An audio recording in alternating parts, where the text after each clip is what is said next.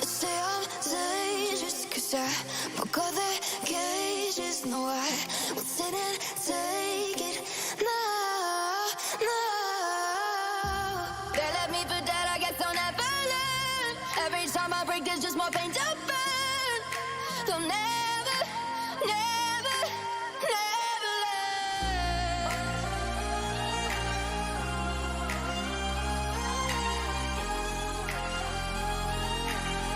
Till the battle's won, till kingdom come.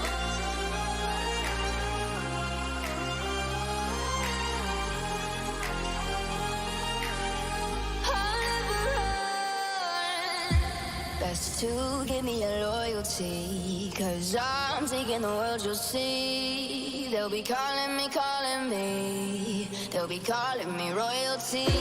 Best to give me your loyalty, cause I'm taking the world, you'll see. They'll be calling me, calling me. They'll be calling me royalty.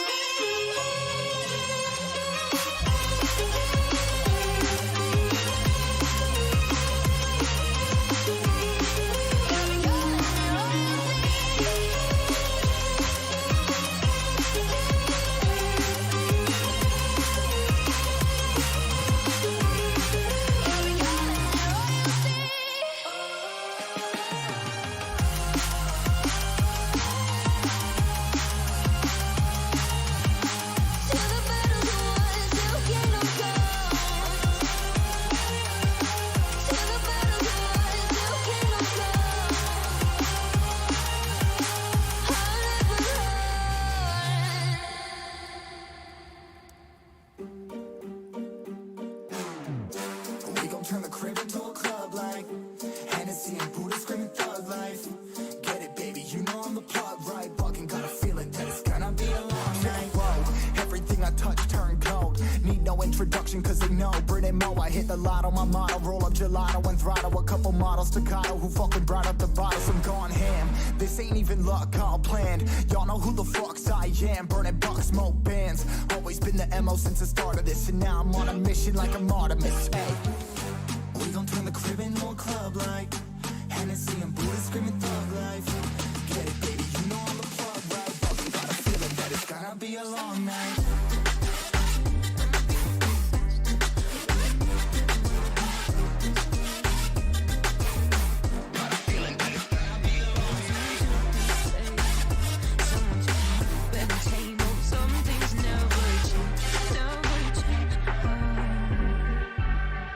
You think I would look pretty on your arm once you cover up my bruises and battle scars, but it always ends the same.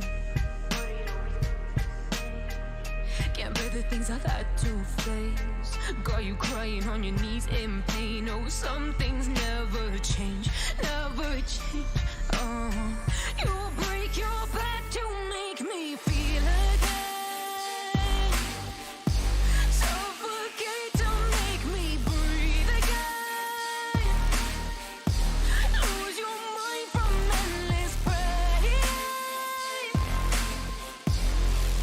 Some things never change, never change. Oh, redemption never came.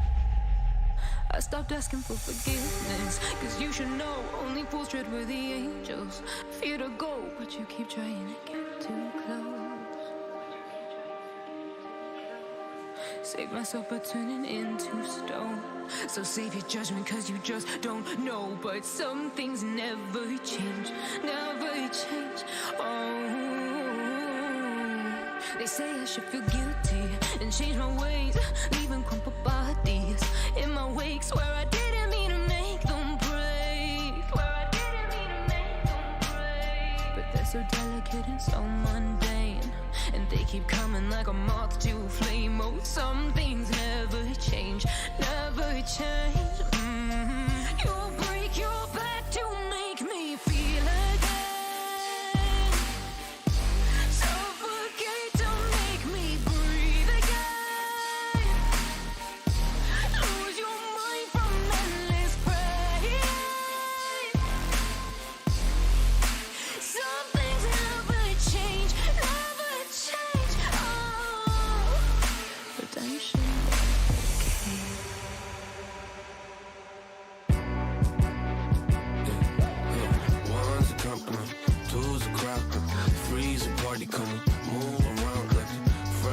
when the school is out, when the booze is up, when the sun is down.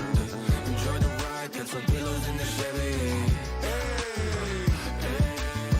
Slide or die, lay low, hitting heavy.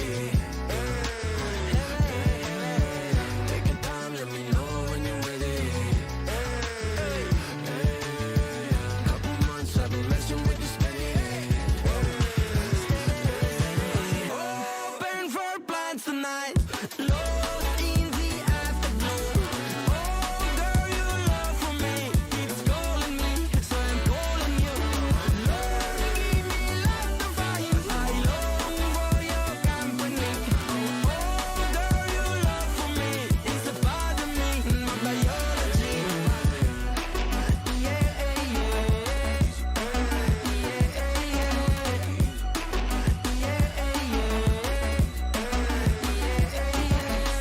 it won't be over till the fat lady sings. I owe you a trip, cause me and you, we got a thing.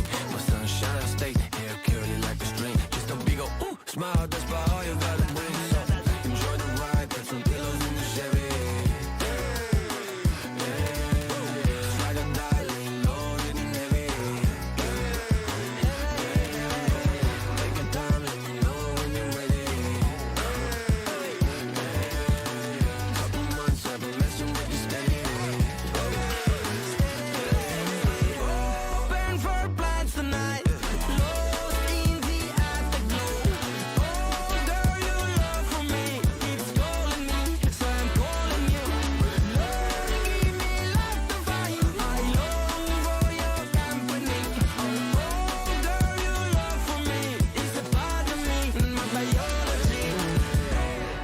Самолет несет меня, будто в кулаке зажав великан. В иллюминаторе земля. Самолет несет меня, большой стальной великан. В иллюминаторе земля. Open for plans tonight. Lost in the afterglow. Oh, girl, your love for me keeps calling me, so I'm calling you. Lord, give me love to find. I long for your company. Oh, girl, your love for me is a part of me, my biology.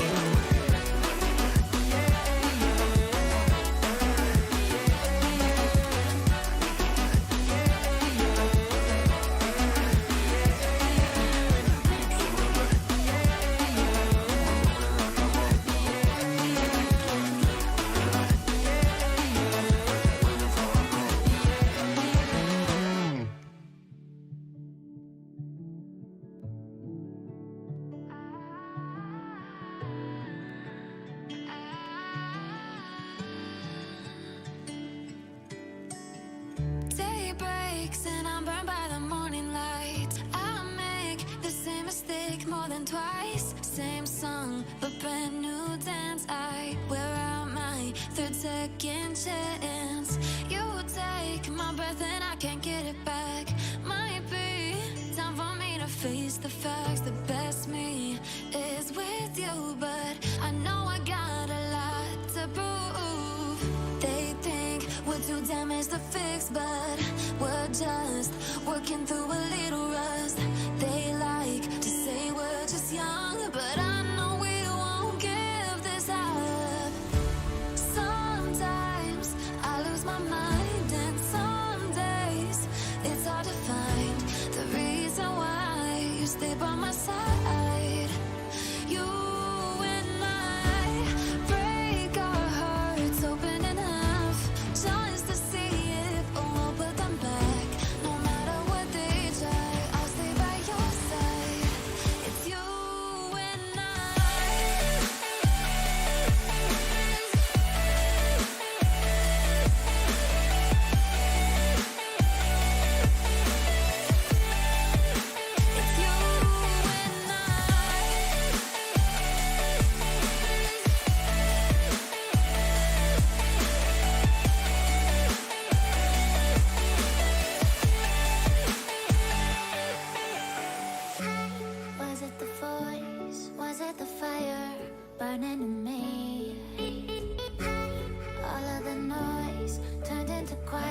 place of harmony.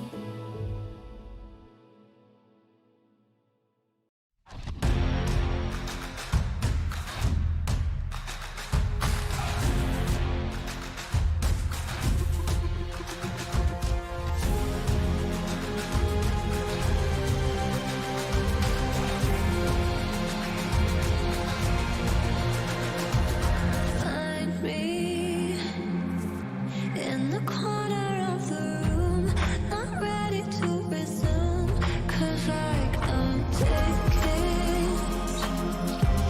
Don't wanna be alone, but I'm not feeling strong. I'm looking for somebody. I'm looking for somebody.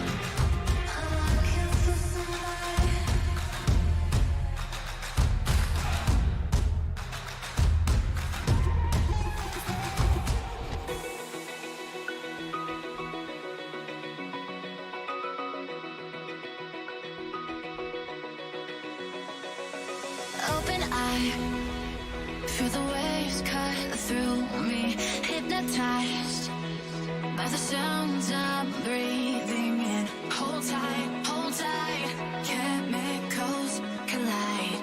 Hold tight, hold tight, hold tight. Dripping lights paint the skies, all because of you.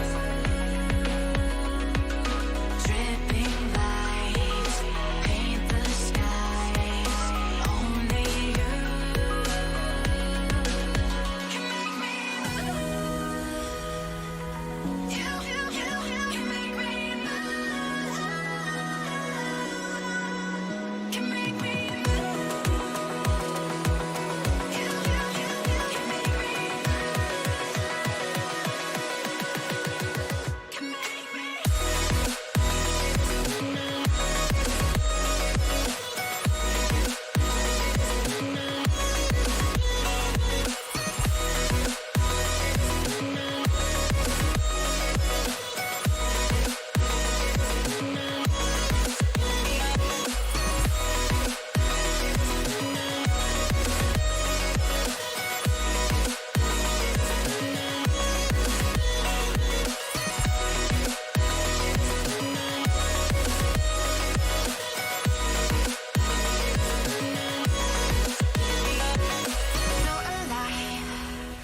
make it last forever. Stop in time. Yeah, I'm surrendering. Hold tight, hold tight. Chemicals collide. Hold tight, hold tight, hold tight. Dripping lights paint the skies, all because of you. Dripping lights paint the skies, only you can make me move. You can make me move. Can make me move. Can make me move. You can make me move. Can make me.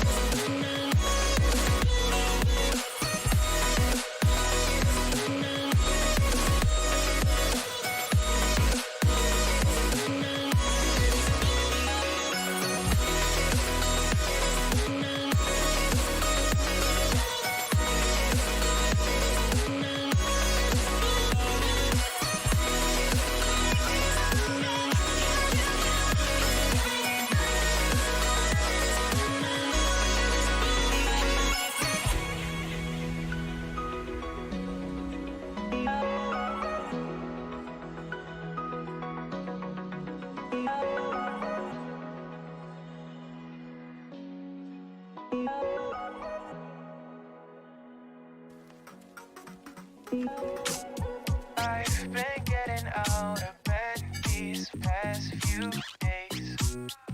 Think it's fair to be proud about it. I've quit ordering from all those fast food chains. I'm feeling better, there's no doubt about it. And my days are brighter, my shoulders are so much lighter.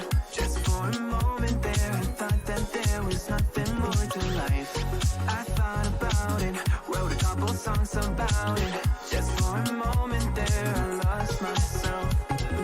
Mind if I be real for a minute? It's almost like everything I feel had a limit. It now gone past, finding reasons to smile and to laugh. And whenever it's a bad day, Music is my band-aid.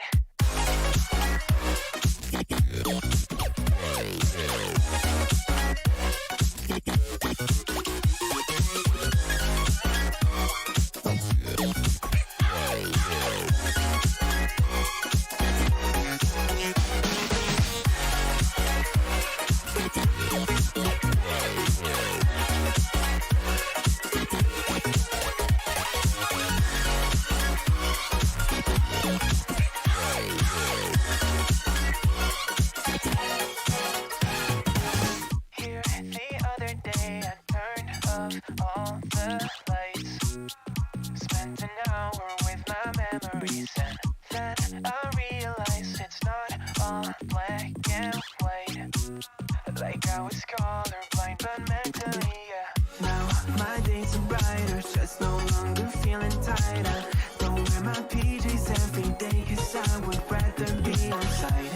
I thought about it, wrote a couple songs about it. Just for a moment there, I lost myself.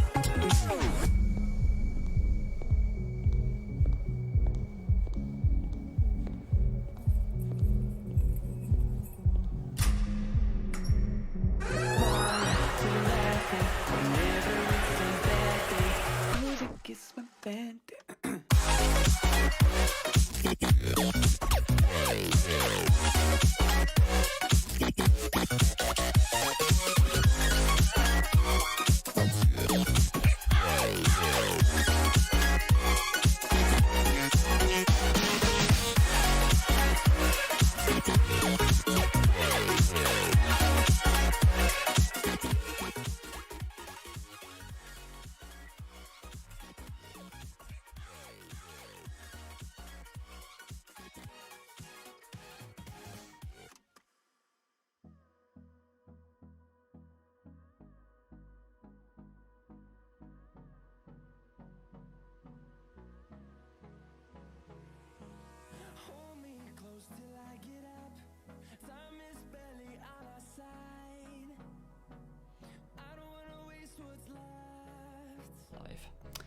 Hello everybody and welcome back to the AC Minor number 2, and this is the semi-final number 2 between Lostik and Deja Vu. I'm joined here by Power of the Storm. How you doing? To be doing even better after we begin casting this amazing match, which, as you mentioned, is going to be between Lostik and Deja Vu, which is set to be a pretty interesting match because we haven't actually seen Lostik play in Minor 2 so far, as they did have a first round bye, so they got in here for free because the other team forfeited, but we did see Deja Vu play against Monkeys with Guns, and they had a very respectable 7-3 match against them. So now going into the semifinals, this is going to be a best of 3, so we're going to have to wait and see how well they perform going up against Lostik, but hopefully we will expect good performances from both these teams. Yeah, definitely. I mean, Lostik have got a lot to prove. Obviously, they haven't been seen so far on the stream, so I guess Deja Vu have a disadvantage in that kind of sense, because they haven't actually had any time to VOD review them at all. They have no idea what they could bring out. But yeah, we'll move on to the map bans quickly. We had a small delay before, so we'll try and get through these map bans fairly quickly. But here is the map veto on the screen now, and immediately what sticks out to me is that bank ban straight out the way from Lostik. It's no surprise that, of course, bank is the latest map to be added to the competitive pool, and right now, tier 4 teams they are not liking it. Yeah, I get the feeling that it's not necessarily the favorited map when it comes to this, but I also do want to point out that we are seeing Chalet getting banned or getting picked first. That is going to be the first map we are seeing, which, at least in my experience, I predominantly cast North American teams, so maybe it's a bit different over here in EU. But for a lot of teams, don't really like Chalet. It's more of a like a third map pick, if anything. But usually, it's not. I've hardly ever seen it be the first pick. So I'm looking forward to being able to cast this. I personally quite like Chalet. I think it's an enjoyable map, and seeing it on the board, especially being the first pick, the first map right out of the gate, is a pleasantry to see. Yeah, it's a really I think it's the second newest map in the pool as well, so it's great to see it being played really quickly early on. We are going to see Cafe and then Oregon as our second pick and a decider map. No surprises there really. Cafe and Oregon are a lot more of a common map in a competitive to be seen in games, and I feel like Cafe, the difference between Chalet and Cafe is that Cafe is a lot more coordination based. You have to really be coordinated, you have to communicate well in order to win on that kind of map, unlike Chalet where it's more of a funnel map in a way, so you can rely more on that gun skill and your kind of game sense to win games rather than communication. Then again, these days anything could happen. You could have some Cafe games which just rely on gun skill, but we'll see what happens, I guess. I think the players are fairly ready to go. We are going to be having Deja Vu on a defense first on Chalet, so obviously this is a kind of advantage there, some would argue. But then again, some people also say that Chalet is more attack-sided. Yeah, it really depends, I think. Compared to some maps like Chalet, or sorry, not Chalet, like Cafe, where I think that map has been figured out as to what's kind of the best defensive strategy and also what's the best attacking strategy, which most of the time involves just kind of dropping that main hatch. I feel like with Chalet in particular, a lot less people know about it, considering how new it is to the pool, and also considering the fact that since a lot of teams prefer not to play it, they don't really know entirely what they want to do, so you kind of just do the default strategies that we see usually get built up upon on maps that are more figured out. So, and as we see going in here immediately straight into the bans, Thatcher ban is the first one off the board, and I don't know about you, but I'm not surprised. No, not at all. I mean, it's basically the universal map now, or the universal ban on pretty much every single map apart from maybe Coastline. Such a common pick. Again, Flores is becoming more and more of a common ban now as well. We see that banned out by Deja Vu. He's really good for kind of cutting off, especially the amount of shields on this map. You see a lot of shields on kind of a powerful points. As speaking of shields, there goes the Goyo from Lostik. So that basically now that means that the person who can eliminate shields has been banned, but also the person with shields has been banned as well. So definitely no shields being seen in this game, that's for sure. And we are going to see that Kaid being banned as the final ban. So not really a surprising set of bans there. Obviously that does leave Mirror open, and as well as operators like Maestro. I don't see Mirror used a huge amount on Chalet, but it'd be interesting to see if these teams are going to use her on this kind of map, because again, a team like Lostik haven't been seen, so you never know what they could bring out, and I'd be really interested to see how she is used, if she is used on this map. Valkyrie is also on the board, one of the most commonly That's true banned as well. Yeah. operators across the board. And we saw it for a second coming out from Mata, but they did switch over to the Cav. I get the feeling that we might see a sixth pick come in. But other thing I do want to mention on the side of Deja Vu, they are going to Master Bedroom Office first, which is typically what we see on Chalet. A lot of teams prefer to hold this top floor just because of the changes made to Chalet a couple seasons back make this one of the more preferred sites to hold just because there are a lot of angles you can take and a lot of places that you can hang out and stop the aggression coming in from the attackers. But they to that end, they are going to be bringing a bandit because Kaid was banned by Deja Vu themselves. So they've brought in the other electric operator to take care of things on that end. But we're also seeing a Alibi come in, who Alibi has been being played a lot more recently after her changes to her gun where she received the 1.5x scope. It made her a bit more valuable, and so teams trying to realize she has a deployable, she has a good secondary weapon that can make holes in walls, and she has a pretty good fragging gun, and while her gadget may not be the greatest, you can still get some value out of it, so we're seeing her being played more and more. Yeah, you'd actually be surprised the amount of high-ranked players who still shoot these prisoners, or when they see them, you just instantly shoot the head, and all of a sudden your location is revealed. So it's really surprising that you think that's kind of more of like a silver level strategy, but even diamonds and champions still fall for those prisoners. And you talked about the bandit as well. Again, not a surprising pick, especially with the mute nerf that's come through in the latest patch as well. Obviously now mute no longer mutes every single part of the wall; they only mute the bottom half, so that's obviously an issue there that Deja Vu have bared in mind in this strategy. The start of his attacking phase, we are going to see a standard take on the library side. Alva currently inside of live, we're going to try to stop the aggression coming up from players like Whitey, who is playing outside of this side window, hoping to maybe find an angle in and potentially put some pressure on Alva. He won't be able to leave without potentially getting stopped. Some grenades are going through, however, not on his exact side. They're clearing another angle. The grenades are going to be being thrown by Bam. As he tries to get in there, he will chuck another one in, however will Mai. It does have his disc right there to stop him, but Bam is able to peek in at the perfect time and take him out. So Alva's defensive roam will come to a halt as he is stopped, and Mata is going to be able to take out the clone coming out from Bam, so it will now be on cooldown. But now Mata's in a tough spot out here in this hallway, as now they're getting pressured from the window and from Wide, who has jumped in the library. He's going to try to see if he can pick up a kill here.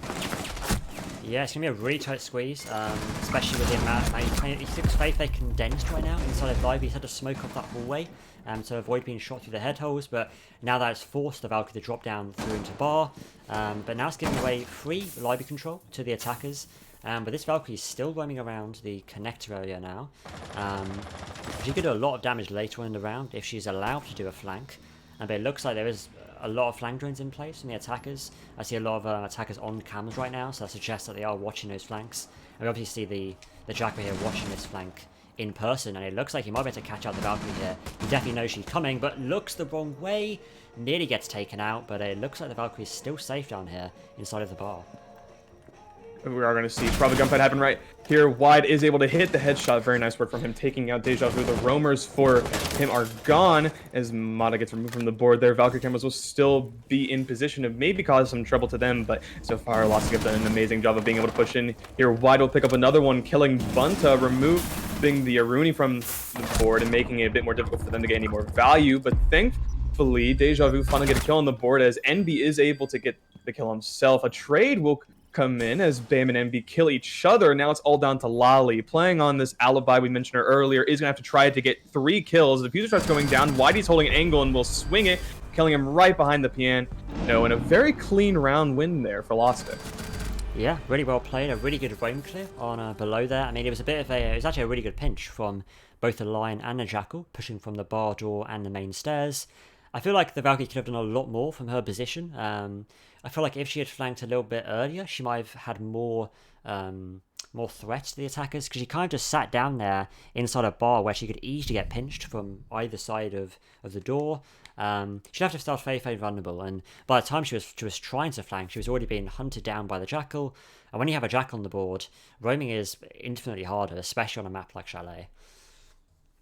Lion is going to be brought out once again. We saw him last round give some trouble to Mata on that Valkyrie, who trying to drop over that railing, unfortunately was scanned by the E1D Lion's drone, and unfortunately allowed her to easily get spotted when she ran down into bar as her location was being constantly pinged. And that's the power of Lion right there, is when you know that there's a person in a tight spot and you want to flush them out, you can push them from multiple angles. As we saw, she was getting pressure from on top of that hallway from the outside window, which made her have to kind of panic a little bit there. I feel like that's part of the reason why she didn't really know what to do, especially going into that once she dropped down into bar. But nonetheless, this is another round. We are going to see the exact same bomb site being held and the exact same strategy being brought out from the players on Deja Vu. However, this time they have brought a Jaeger instead of an Aruni. I like that choice, actually, I'll be honest. I mean, there was nades being used last time. Obviously, Mai was doing some work inside of Library, but maybe they feel like the anchors weren't quite safe enough on those nades. They were brought by the Ayana, which she has brought once again in this round. So, yeah, I mean, it's a very good choice, a very good operators to choose. Maybe it's a bit much using the Mai and the Jaeger, but I guess it will work for the time being. And again, it looks like a very similar type of push from the attackers. I mean, why change it if it's not broken? If it ain't broke, don't fix it. The quintessential thing that is said. But Bam will get the first kill, taking out Mata, knowing that she was going to be playing down in the games room. Unfortunately, I forget the name of it. But will get taken out, quite unfortunately for him. So no value being done. Hopefully they did have their Valkyrie drones in a good position. And we see that the drone comes in from the...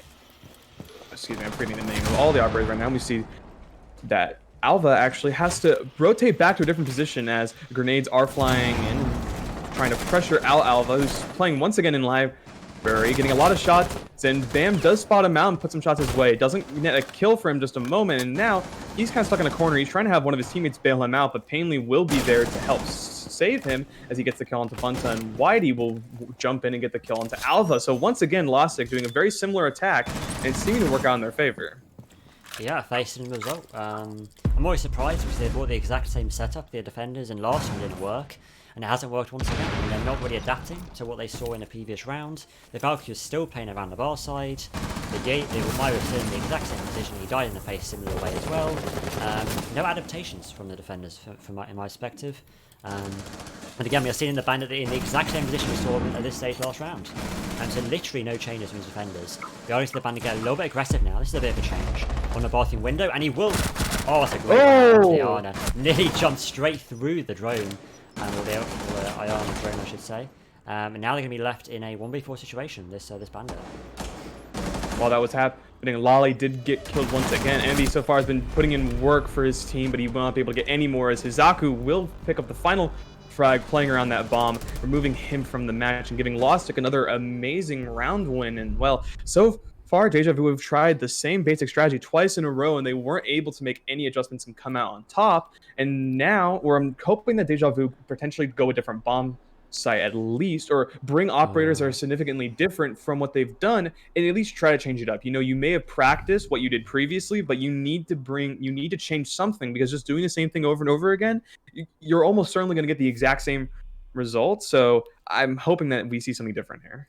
Fingers crossed. I mean, from the operator lineup alone, doesn't look very different, which is a bit worrying. I'm hoping this time they change their positioning a little bit more. I feel like just playing someone on Mez is fine for a Library hold. Playing someone inside of Library is it's very detrimental. You can have a lot of issues from playing that position, and we saw that twice in a row from the attackers. That you're vulnerable from nades. You obviously can be shot very easily from both of the windows. It was a great coordinated push from the Jack and the Ayana once again. It was exactly the same outcome. The Mai didn't really try to move position a bit more aggressively onto near the Library door, but you can't really do much in that position because you're still massively exposed to the big window. And obviously Jack was easily able to jump through the small window, and even if the Mai tries to swing on him, the Ayana's got his back straight away. So you're kind of just doomed from inside of Library completely. And hopefully the Mai will learn this round, or it could be again a facing the result, because so far they've had 3 kills in 2 rounds. So clearly there's no chance being given from the attackers to get any kind of kills, and hopefully that will change going into round number 3.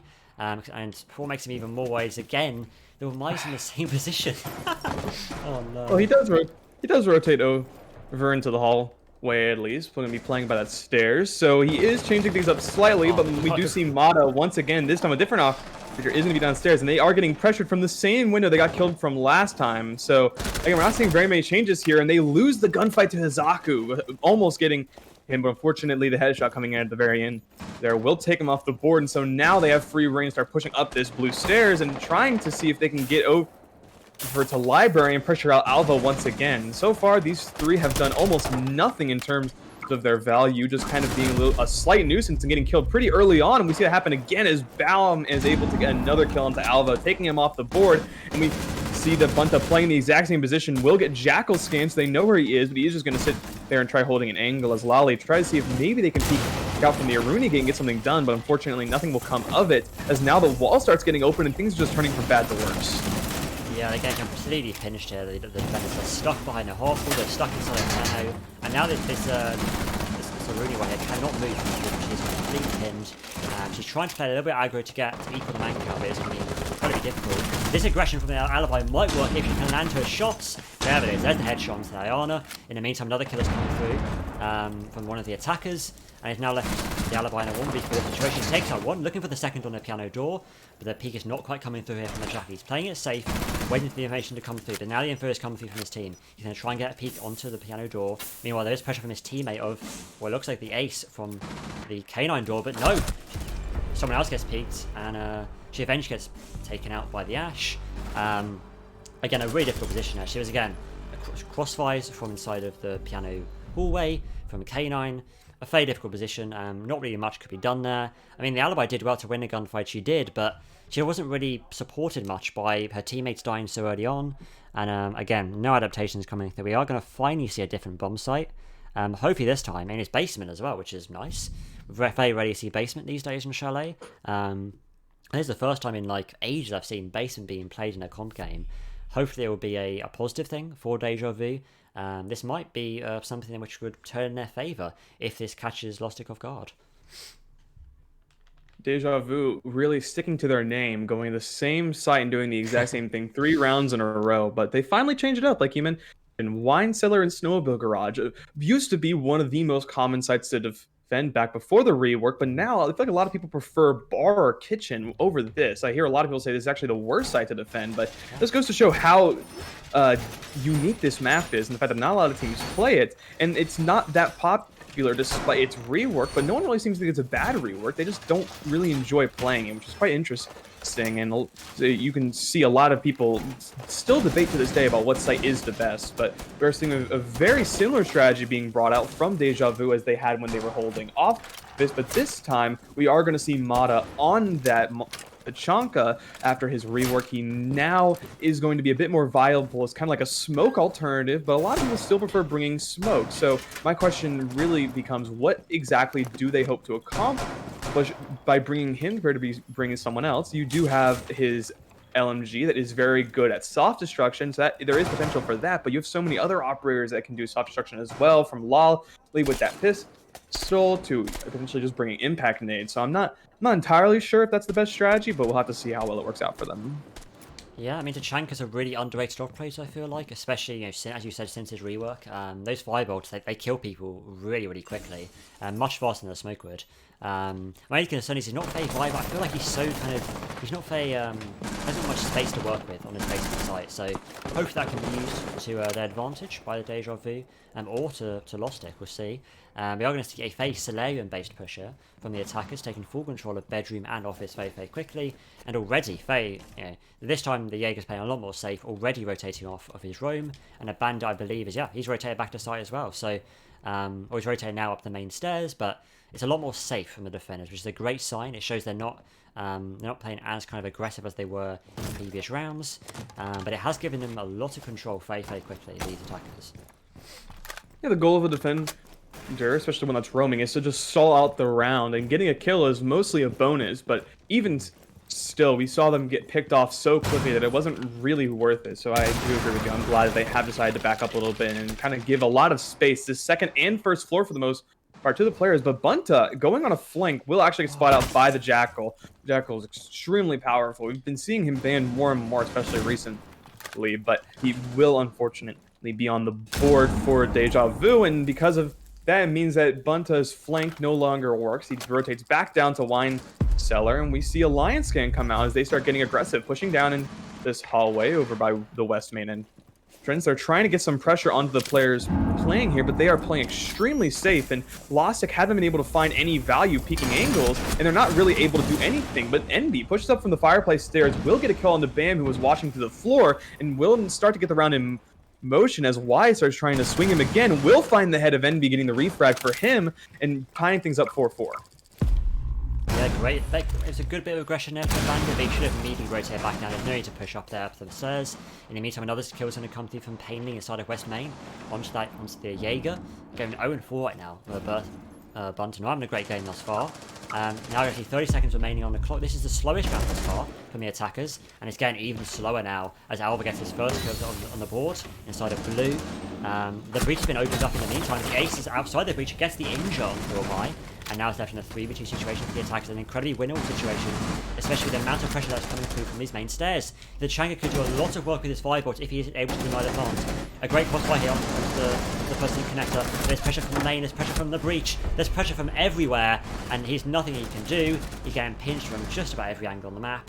And a great round once again from Lostik, and it gives him the 4-0 lead going on to round number 5. All right, there is why you see a lot of teams decide not to hold basement, because once if you get the wall open, and if you get the wall open, you start pushing down main stairs. You have a ton of pressure everywhere. There's the hatch. You're getting pushed from Wine, and from the second garage. You're getting pushed from all these other places, and then it just becomes so impossible to hold. And we see that happen perfectly right there. A great example of why a lot of teams, especially nowadays, don't enjoy holding basement. But unfortunately for them, Deja Vu will lose that round as well, but at least they're not going to go down there once again. Their namesake is starting to wane off a little bit, and they decide to go up to Bar and Gaming, and their hope maybe this time they can make something work, and they are bringing new operators this time to try to make it happen, as we are seeing a Smoke and a Mozzie on the board. Yeah, it's a good choice to bring those kind of operators, especially on a hold like Bar, where Mozzie is really good for denying that droning tower, which has been really crucial so far for these Lostik attacks. That information game has been really strong from their attackers, and it's been a huge turning point as to how they've been able to pinch these roamers very quickly and efficiently, as well as the position. Obviously they've been in the right positions at the right time, and that's always a great asset to have for any attacking team. I do like the fact they've also gone to Bar. There's very certain ways of holding this site. Usually, as we're seeing now, they're reinforcing off this wall. They're going to be holding from the top of Lively Stairs with that shield, a very common setup, and with only one ADS, which is interesting. Usually, you tend to see 2 ADSs there, but I guess they're each their own. And again, as you would expect, instantly going through the basement, the Ash, which is a bit more unusual, could catch off the Mozzie here very early on if he is unaware of her position. Oh my god, this Mozzie has no idea. This Ash should get the free, get a bit of life, just what she doesn't know, but the Mozzie knows, and he gets the opening kill. That is incredibly unlucky for the Ash, but that is why, as I was saying, this information game is just so important, especially for these opening picks. Yeah, it must have heard him walking, or potentially he had a drone around there or something or other. I was able to give him information, but nonetheless he was able to pick up the kill, and a very good one at that. Is now, as we continue to go into the round, we are seeing grenades come out, and they actually angle it perfectly so it lands on top of the glass pane and is able to blow up the deployable shell without setting off the Jaeger ADS. So that shell is down in one grenade, an extreme amount of value, and just a very high level nade there coming out. And we see Wide peeking in right now, shoots the Alibi blatantly. We see the Alibi getting a bit of value here, as now the players are having to play a bit passively, waiting for things to happen. But Bunto will get another kill into Bam, with Lolly following up shortly by taking out Wide, down to a 2v5. This is a very different round compared to the previous one, as PS Bros and Painley are currently stuck in a tight spot, a little bit away from each other, trying to get something done here, as we see PS Bros has gotten the wall open with Ace, but he doesn't really have very much to push off of. No, I mean, he's only got one drone left, probably, which is on the flank, as does the Lion, so not much information to work with here. They do have a lot of peaks coming through, which is a big advantage, and a sequel comes from below, does not get anyone. A good opening pick there for the attacking side. Lion takes out the Jaeger. They could potentially take out the Valkyrie, but she just doesn't peek enough. And the Alibi gets another kill for her name. That's, I think, her third one around now. Make that fourth. A great peek from the breach. And that round, I mean, I saw a lot more of aggressive peaks from the side of Deja Vu, and this time it worked out in their favour, which I'm surprised by, because last time it didn't really work on the previous site, but I guess this site you have a lot more freedom to work with, especially with the fact that there was no pressure from the library side from those attackers, which I think was a huge reason as to why they were able to kind of play more aggressive, the defenders, and hopefully we will see more of that coming through from the defenders side, because that kind of aggression where they're able and free to roam around clearly works well for them. And I mean, if there had been someone on the library side there, I feel like they would have been in a much better position. They would have been able to force that Jaeger as well as that Valkyrie to move position and probably feel a lot more condensed in their positions. But now we go back to Wine Cellar, where they lost previously, the defending side. So I'm interested to see how they change up this defensive side. We are no longer going to see the Tachanka. We are going to see the Mira being chosen instead. Mira can work really well here, especially on this specific wall that we see Mata putting their first Mira window currently. And, well, the recent changes to Mira that make her a little bit less desirable don't really apply all that much, purely because of the fact that it's difficult to melee that out, especially if you're watching an angle to get to open from the main garage wall. And so, as we see the round continue out on the off-bearers on the board, we are seeing another Mozzie being brought. So overall, pretty similar off-bearers across the board for both teams, as Lostik haven't really changed their strategy at all, which, I mean, to be fair, they did win 4 in a row, so it's difficult to blame them. And I do want to say that potentially last round could have been an issue of that Lostik started getting comfortable and started taking fights without really giving respect to the players on Deja Vu, which, I mean, so far, considering how well they have done, you can kind of not really blame them for it, at the least, right? Considering that they were able to dominantly win the first 4 rounds. It's a bit surprising when all of a sudden they start coming back into things, but yeah, with them going back down to Snowmobile Garage, I'm not entirely sure if this is the best way to go about it, purely because of the fact that, you know, you did lose it, and you did lose it pretty heavily, and Snowmobile isn't necessarily the best site, but I guess I don't really want to defend Kitchen and Dining. So if that's the case, well, considering you lost 3 times in a row on Office, I guess it makes sense they're going to go back down here. Yeah, they literally are running out of options already, which is a very bad sign when on the 5th round of defense, or the 6th round now. But hopefully they can change something up. We are going to see the aggression coming through from the Bandit up these main stairs already, and unfortunately not quite aggressive enough. And what a nade from the Ayana takes out the Bandit. And another one comes through up the main stairs. Can the Jaeger do anything from this position? No, he can't. He's getting pushed from the Ash. She knows exactly where he is, and she also sees the alibi from below, but cannot quite land the shots, but the aggressions continue to come through from the Jaeger. But now she's being shot from below. There's so many vertical angles being used really effectively here from the defensive side. The Jaeger injures one, but he's going to get pre-fired by the Ash to get the refrag. In the meantime, another kill comes through from Alva on that Mozzie. And the breach has now been opened while this is all happening. And halfway through the round, we're already in a 3v3 situation. A lot of health lost on both sides. On the Ash and the Mozzie respectively. And wow, a chaotic start to this round, and hopefully this aggression, these kills coming through, and the refrags as well, can continue for this defensive side, because if it does, we could be seeing a 4-2 split, potentially. That would be the ideal outcome for Deja Vu in this moment. It will mean that they have a bit of an uphill battle on their attacking half, but so far, considering the way this has gone, you could argue that potentially this is being attacker sides. They might have a better chance of things when they are defending, but now with that mirror window on the wall, they are able to see the players on Lostik rotate around and use that hole in the floor. They were able to open up that vertical play, going in their disadvantage this time, and now Mata really the only one watching this Snowmobile Garage. As the wall is open, they're waiting to push in here. Mozzie does shoot a pest onto the wall, I believe. Will get found out immediately, as a couple of the other players are watching different angles, making sure nothing happens. I just noticed Lolly is going to be inside of Snowmobile Garage itself, so they can't stop any aggression that they do decide to push in and hold that right angle and make it difficult for Mira to really shut them down. But Azaku, now that they're pushing down these library stairs, will get caught up by Alpha as the defending players or the remaining players on Lost start pushing in. PS Bros is going to be able to get Lolly, but Mata throws a nice C4 and takes out PS Bros. He doesn't have the diffuser, and there's no time to plant it. Deja Vu pick up their second round and are able to make this half 4-2 going into their attack. Yeah, it's just, again, a case of running out of time for the attackers there. And the Ashe was in a perfect position to deny the Mozzie from getting any control of blue. Unfortunately, she got picked off, and had she got that kill onto the Mozzie, it could have been a very different outcome. Because the Mozzie was able to just kind of pinch the attackers almost from inside of Connector and blue with the help of the mirror. So it would have been a really good position to be in if they had control of blue, but unfortunately it wasn't to be. Then again, 4-2 is perfectly respectable. It's again, the Shally is typically attacker sided, so I'm hoping that Deja Vu can get some attacking rounds on the board. We are going to see the master bedroom site being defended once again by Lostik on their first defensive half, and a face in a lineup being brought by Lostik too, with the addition of that mute from the side of Painley, which I am interested by. I'm interested as to whether he'll be used for reach, which I'm hoping he won't be, because obviously that's kind of not very effective use of mute anymore. They have all that bandit too, so I imagine it's going to be used more for drone fly than anything else, as well as that shotgun being used very effectively with rotating the head rolls.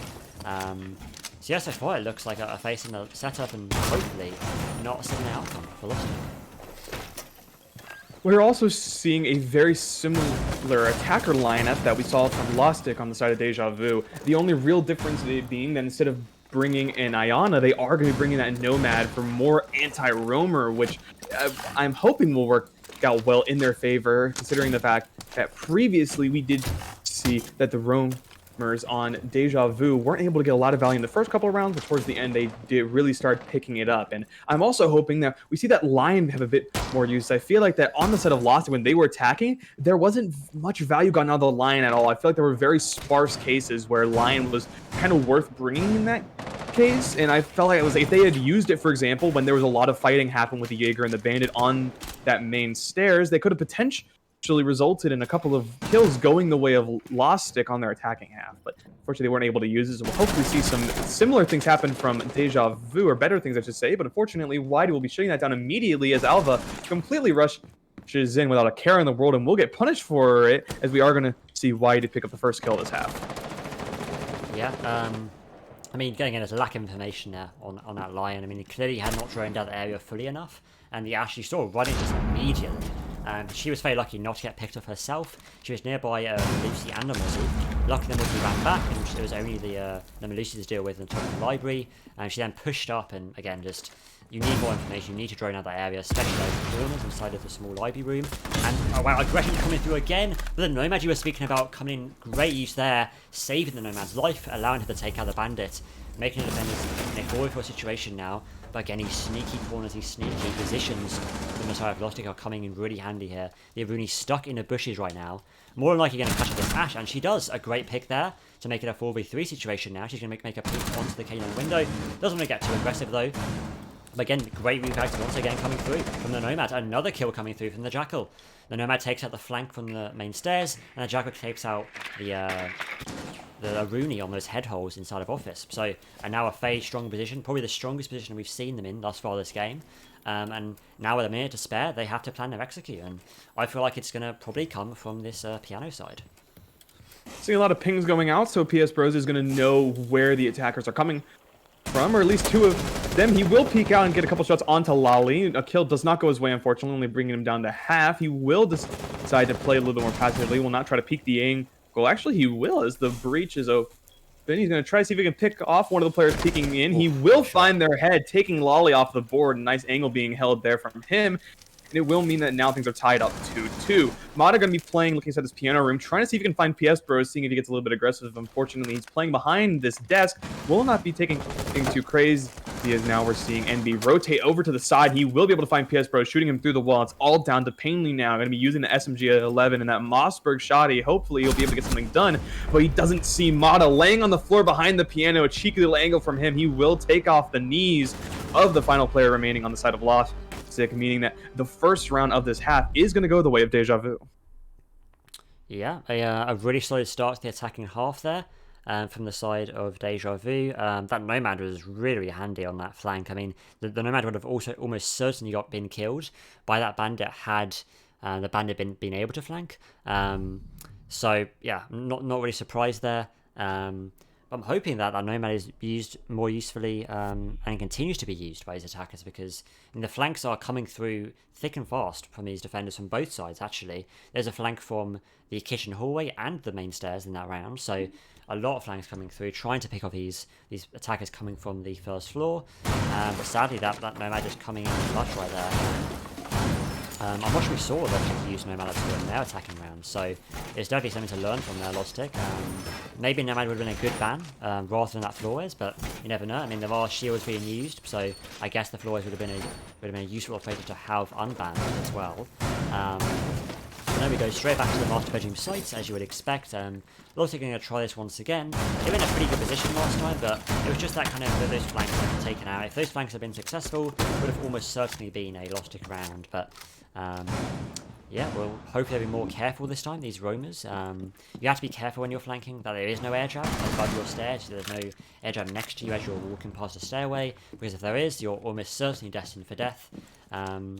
We're going to see already the bandit playing on the solar side this time around rather than below. We're actually going to see no one playing below right now from the defensive side. I'm sure that will probably soon change, because you kind of need some presence on the first floor in this site, I feel like, and just to kind of distract the attacks a little bit. Otherwise they can easily apply vertical pressure, and from there it's just a downward spiral for the anchors. Thankfully for Deja Vu, Lostik have brought the same operator lineup, which they were able to handle pretty effectively, but this time they won't get Alva. He will push Shin, but thankfully a drone was there to help him out. Then he will get the kill onto White as he decides to push up the stairs. It will not have a repeat of what happened last time. No more Deja Vu for this team, and as the round continues onwards, we're going to hope that their top fragger, or tie for top fragger, and Whitey isn't too missed. Hizaku gives his position away, however, and that means that will not be able to take care of Ash, who currently is playing down in kitchen, trying to see if he can maybe take out anyone from the hatch that is open in the kitchen. Unfortunately for him, no one's peeking at the moment, but Lolly, not wanting to be left out, will take out Hizaku, killing him as he came at the solarium stairs, I'm guessing from an outside window, meaning that now it's a 3v5 in favor of Deja Vu, and they're looking even better than they were the previous round going into this. And now we're going to have to hope and see if Lostik are able to make something work, but the amount of angles they're being pressured from, the amount of position that Deja Vu have, I'm not entirely sure if they're going to be able to do it. Yeah, it's really, really difficult, especially from this big window of how this repel alone cuts off like 3 or 4 different rotating angles from the defenders, so making it increasingly harder to move around. Like, you see all the defenders right now are stuck in positions. They cannot move from these spots, otherwise they will be taken out. So it's all about just guns going out from the defenders, making sure they can win these gunfights in order to equal the man count. But right now, just the attackers are taking their time, draining the area out, but that's a very good start. They're really jumping out the bottom window as the Iron is draining it alone with her clones. Yeah, vertical pressure continues to be applied from the Ash below, which is what I was saying before. You cannot let them have vertical pressure.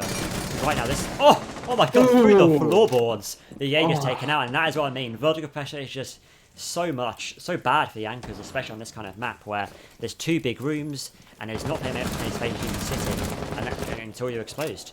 Another kill comes through from Madder on that Nomad, being so good on his attacking halves, and now left in a 1v4 situation for he takes out one, nearly gets a second onto the Nomad, but cannot quite clutch it up. Wow, I mean, again, just so dominating right now. This is the only side thus far that no attacking side has won in this match thus far. The master bedroom is just completely 100% attacker sided, and it's a weird thing to think about, because I guess teams are so used to attacking that site that they just know how to push it perfectly by now. Which is why some teams like to go to tertiary bomb sites sooner rather than later, as we're seeing from Lostik going kitchen dining already, rather than the traditional bar games. But yeah, I mean, that's 4 wins in a row now. So it was 4 to Lostik, and now they've equaled up the scoreline at 4-4. I'm not a big fan of teams choosing to go a site that they lost, especially if they heavily lost. Like, it wasn't even close. The previous round, choosing to go it again, at the very least not making any adjustments to their lineup. Operator lineup, and we only really saw from Lostik their positioning being changed, as a couple of the operators that were being brought out were they were obviously the same, but they decided to sit in different positions, and didn't work out too well when Deja Vu did it, and we're seeing the same thing again from Lostik. They just aren't able to do it. Like you mentioned, a lot of teams are able to easily attack this master bedroom office and take care of it pretty easily. But now, with them heading down the kitchen, we're going to see all 4 of the bomb sites being played in this map, which is quite a surprise. You typically don't see all of them getting played, but that's just the way Chalet goes sometimes. A lot of the sites are pretty... A lot of people like to play them over others, like I mentioned previously. But a similar operator lineup to what we saw coming out from Deja Vu. We are going to be seeing an Alibi once again. Hopefully some more fragging power going to be on the board. And the same thing with Deja Vu. They are going to be bringing a very similar attacker lineup, but same thing as Lostik on their attack. If it ain't broke, don't fix it. Yeah, exactly. I mean, they've now won 2 rounds in a row consecutively on the attack. There's no reason to change this lineup. The lineup, I think, is actually really strong. It's got everything you need. It's got that roam denial with the Lion, it's got the flank denial with the Nomad, and it's got the fraggers in the Iona and the Ash. So it's basically a perfectly balanced lineup for everything you'll need to successfully do on the attacking side. And the Alibi in a risky predicament right now with a pistol in her hand, with a... There's not a huge amount of cover. The only cover she has right now is from inside her bedroom, which has now been completely deleted from the Lion, and now it's just the Alibi alone inside of the bathroom. She's going to be forced to run away into solar, and it could be it should be another case of that the Roamers are they're scared to stay upstairs, and they will be forced to rotate back. And there we go. The Roam Peasant's already gone from the attacking side, and that's going to be a huge weight off their shoulders. And now all you have to do is just place the air jabs down, and he's Alpha so far has gotten the better of Whitey twice in a row after that first round where he got decimated after being really aggressive pushing into the office, but unfortunately he will not get shut down this time, as now we're seeing more vertical play come out. This time Bunta and PS Bros are having a little bit of a joust. It will be Bunta to back out first after a lot of damage is done to him, and he will decide to make things a little bit more difficult. But Mata will even things up, will take things even more in the favor of Deja Vu by taking out Painly and removing the Alibi from the board, so no more fragging potential going to be able to come out from him, as now it's down to a 5v3. Bunta really the only person who is even slightly tagged on the side of Deja Vu, and they are in a really good position to push into the B bomb site and start getting some more frags to go through, as we are actually seeing a bit of a buzzer go off and alert some of the players, but not much being done with it.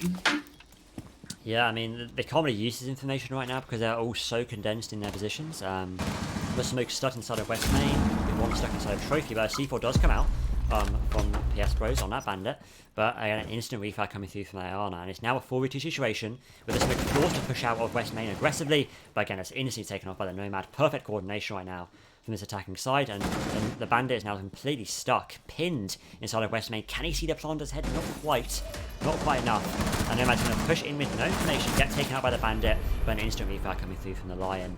And right now, they are just a complete reverse sweep from the attacking side.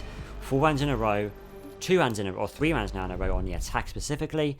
And wow, 3 rounds in a row on the attack, yeah, and then 2 rounds on a defense. So, I mean, it's just a overconfidence from Lostik. I'm not too sure, but it's just something that's clearly not working in these last couple of rounds, and it will need fixing very, very quickly, because right now, Deja Vu are on a roll.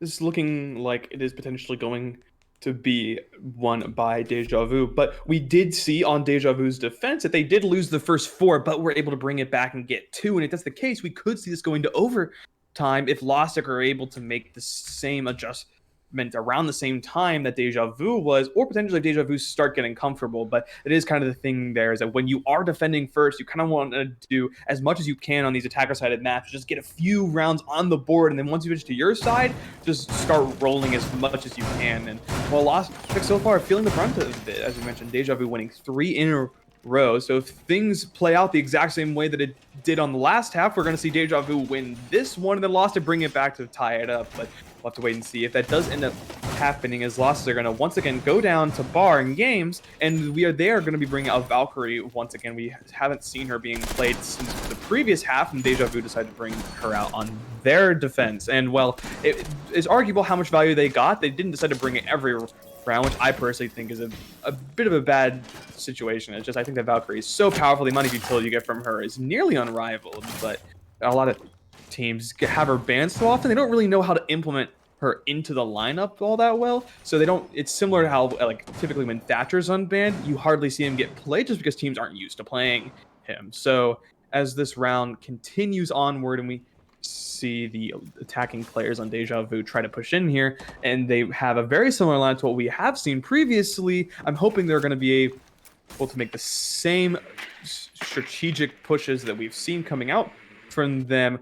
But there's a decent chance that maybe Lostik will make the adjustments here, but with PS Pro's already going down with a jump in from Bunta, as Bunta gets 2, he jumps in immediately over the fireplace stairs and gets a double kill for his efforts, and now they're going to have nearly complete control of the fireplace lobby. Things are looking horrible for Lostik.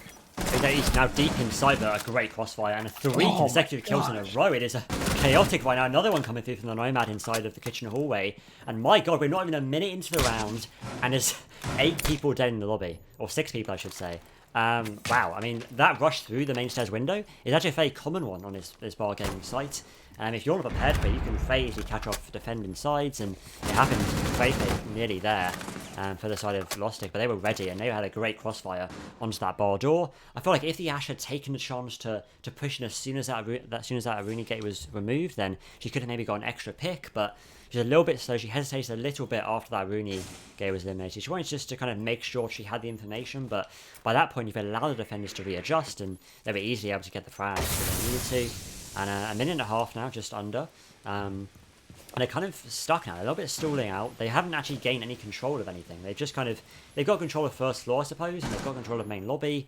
But they have no reason to think that they won't be now in sight, which is a good positive thing. They have that information in hand, but they could be in either side. They could be anywhere in the site.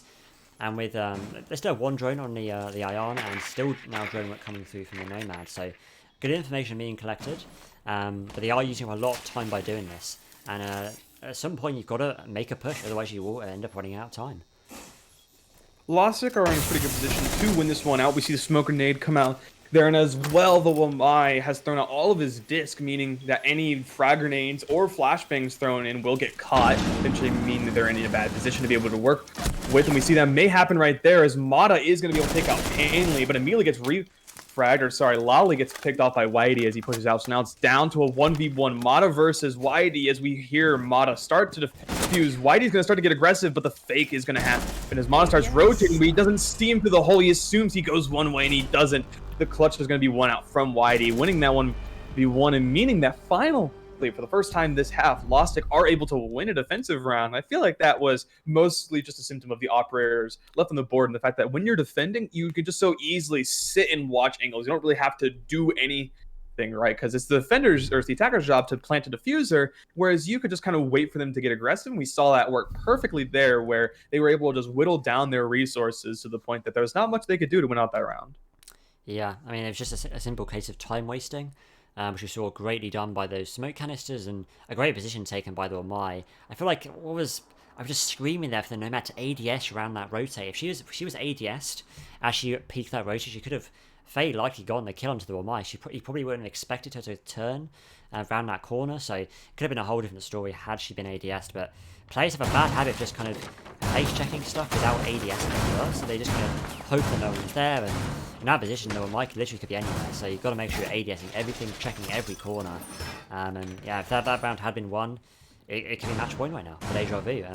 Now you're turned back to Master Bedroom, which Deja Vu had won twice in a row previously on this defensive half of Lostik, so an interesting choice to be made. Then again, they did lose Dining as well, and they can't go back to bar right now, so they literally have no other choices apart from basement, but they're clearly not a huge fan of basement, and most teams aren't. Maybe that was an exclusive thing for Deja Vu, maybe they had a strategy in mind, but yeah, Valkyrie being chosen again from the side of Lostik, actually going for a little bit of a spawn peak right now. But I don't think anyone has spawned on... Oh, there is one person coming. There's the Ashe on her way. This could be a great peek coming through. And the Ashe is not really coming in a great opening pick. A really good opening pick. That is the entry fragger on the side of Deja Vu, who's coming actually bottom fragging, ironically enough. So, not really doing the entry fragging role very well, it seems. Instead, we're looking for those kind of flexible operators, like the Nomad top fragging right now for the side of Deja Vu, which is a bit back to front. But I guess roles don't always define how many kills you get. Bunka seems to enjoy to do more of the entrying than the fragging part of entry frag, but nonetheless, getting taken off the board so early is absolutely huge, as it is going to mean that your all of the Again.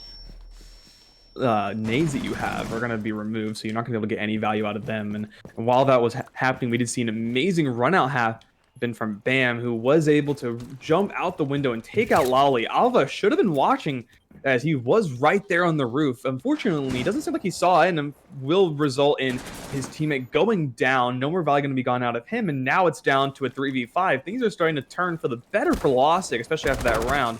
This game is a very momentum-based one, and so considering how this is going, there's these chances Lostik might be able to take another round under their belt, putting them at match point despite the massive comeback happening from Deja Vu. But a bit of pressure is going to be applied on to NB and Mata. They are still getting pinged, it seems. Hizaku in a great position, and Bar to potentially shut down the Nomad. He sees his head, but it doesn't look like I guess he didn't entirely know what that was, so he will be able to get out of there scot-free. And Mata going back upstairs to this hallway, trying to peek once again into the piano, and he removes the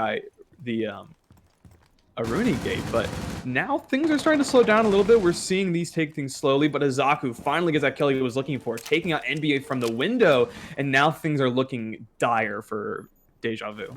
Yeah, his Valkyrie is now able to waste so much time downstairs. I mean, the attackers seem to be they are forced to focus on her because the diffuser is outside the main lobby door, and oh no, they're going for the push onto the Valkyrie. This isn't a particularly good idea. She's wasting so much time. You can hold her flank throw, but no, they're pushing her. No and everyone way. gets another kill, looking for, I think, the 3k now on the round. She sees she hears the line inside of Connector and gets the kill, and a flawless round from the side of Lostik.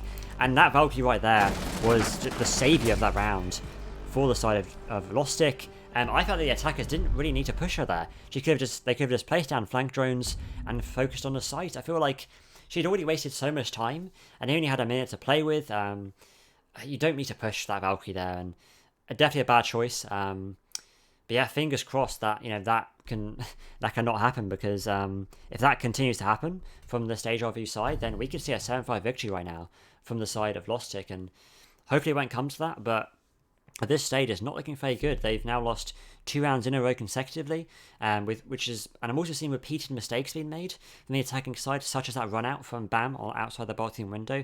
He did that again. I think it was on round 7 or round 8 on that master bedroom side. So yeah, just again not watching the right angle and dying in the same way. Therefore, I'm surprised he was able to survive jumping back in the window as well. You would think they'd get their refrag really quickly, especially with how efficient Deja Vu have been at getting those refrags in recent rounds, but not to be in that round. Right now, the momentum is firmly based in the hands of Lostik, and it's looking, I mean, they lost when they went to dining, they did lose it, but maybe they can make some adaptations and some changes on a defensive hold, because they will need to.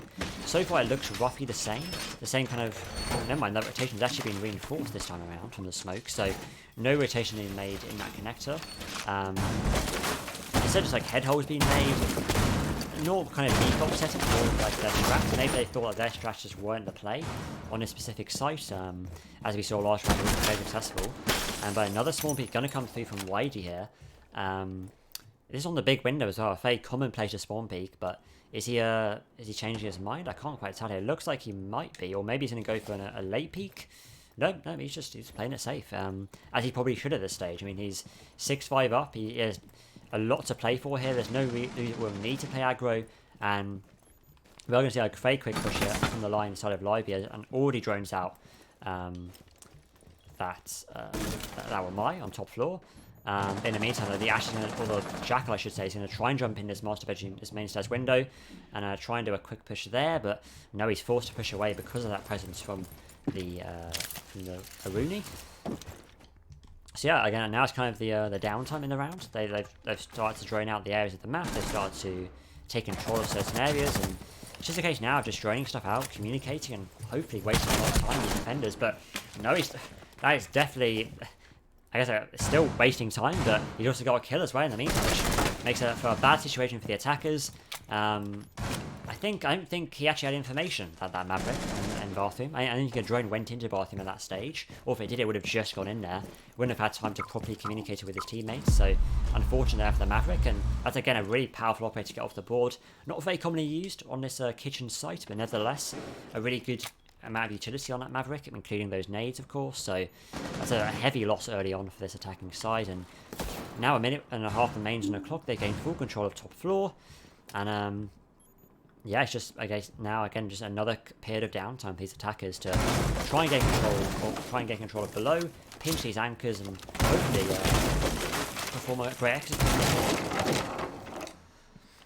Round continues onwards. The man advantage is still in favor of Lostik. Not much has happened from the players on Deja Vu. We're seeing IQ brought on the board, I'm assuming to take care of most of the utility being brought out by the Lamai, as well as the Valkyrie. IQ, the main counter to Valkyrie in that regard. And we're actually seeing a bit of damage being done on the pain. It doesn't look like Bunta notices it, unfortunate.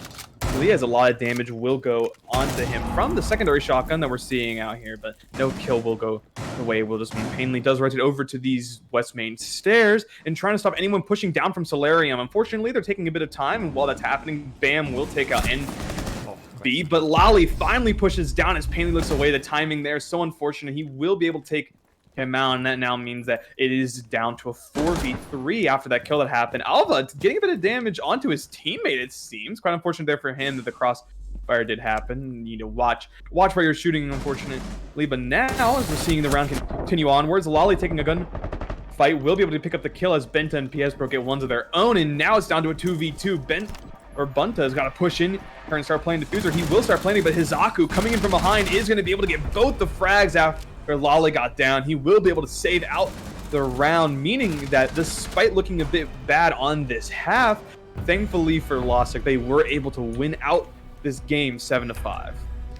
Yeah, it was just a complete change of momentum throughout the entire game. It was constantly swinging to either side, and eventually Lostik take the win, and they were able to go 3 rounds in a row in a defense. A very similar story to what we saw on the previous defending side, from the side of Deja Vu, and that is map 1 going to Lostik, and we have Cafe next, which is a bit more, some would argue, and it's more attacker or I guess defender sided, but it's more important that that drone work and that coordination is coming through from the attackers, because if you don't have that coordination, then it's a lot more detrimental on a map like Cafe. So if it continues to be as one-sided on one particular half, especially a defense, if we see like 4 rounds in a row on one side, then it could be a very quick match, because it's unlikely that you'll be able to kind of swing the momentum as easily on Cafe, I feel like. Cafe is a map that it's where the utility meta was born, I feel like, where just you need to clear out so many things, so many angles, so many deployable shields. We see Goyle get played a lot, especially upstairs. You can put him in so many good positions just to kind of hold. And well, we saw that a lot on the previous version of Cafe before it got reworked. We saw a similar amount on the rework to Cafe that we're currently going to be seeing now. So we will have that being played up next. It will be the halves are switched, so it will be Lostik defending it first and Deja Vu attacking first, but we will go ahead and go to a quick break before we go to that, so stay tuned, don't go anywhere.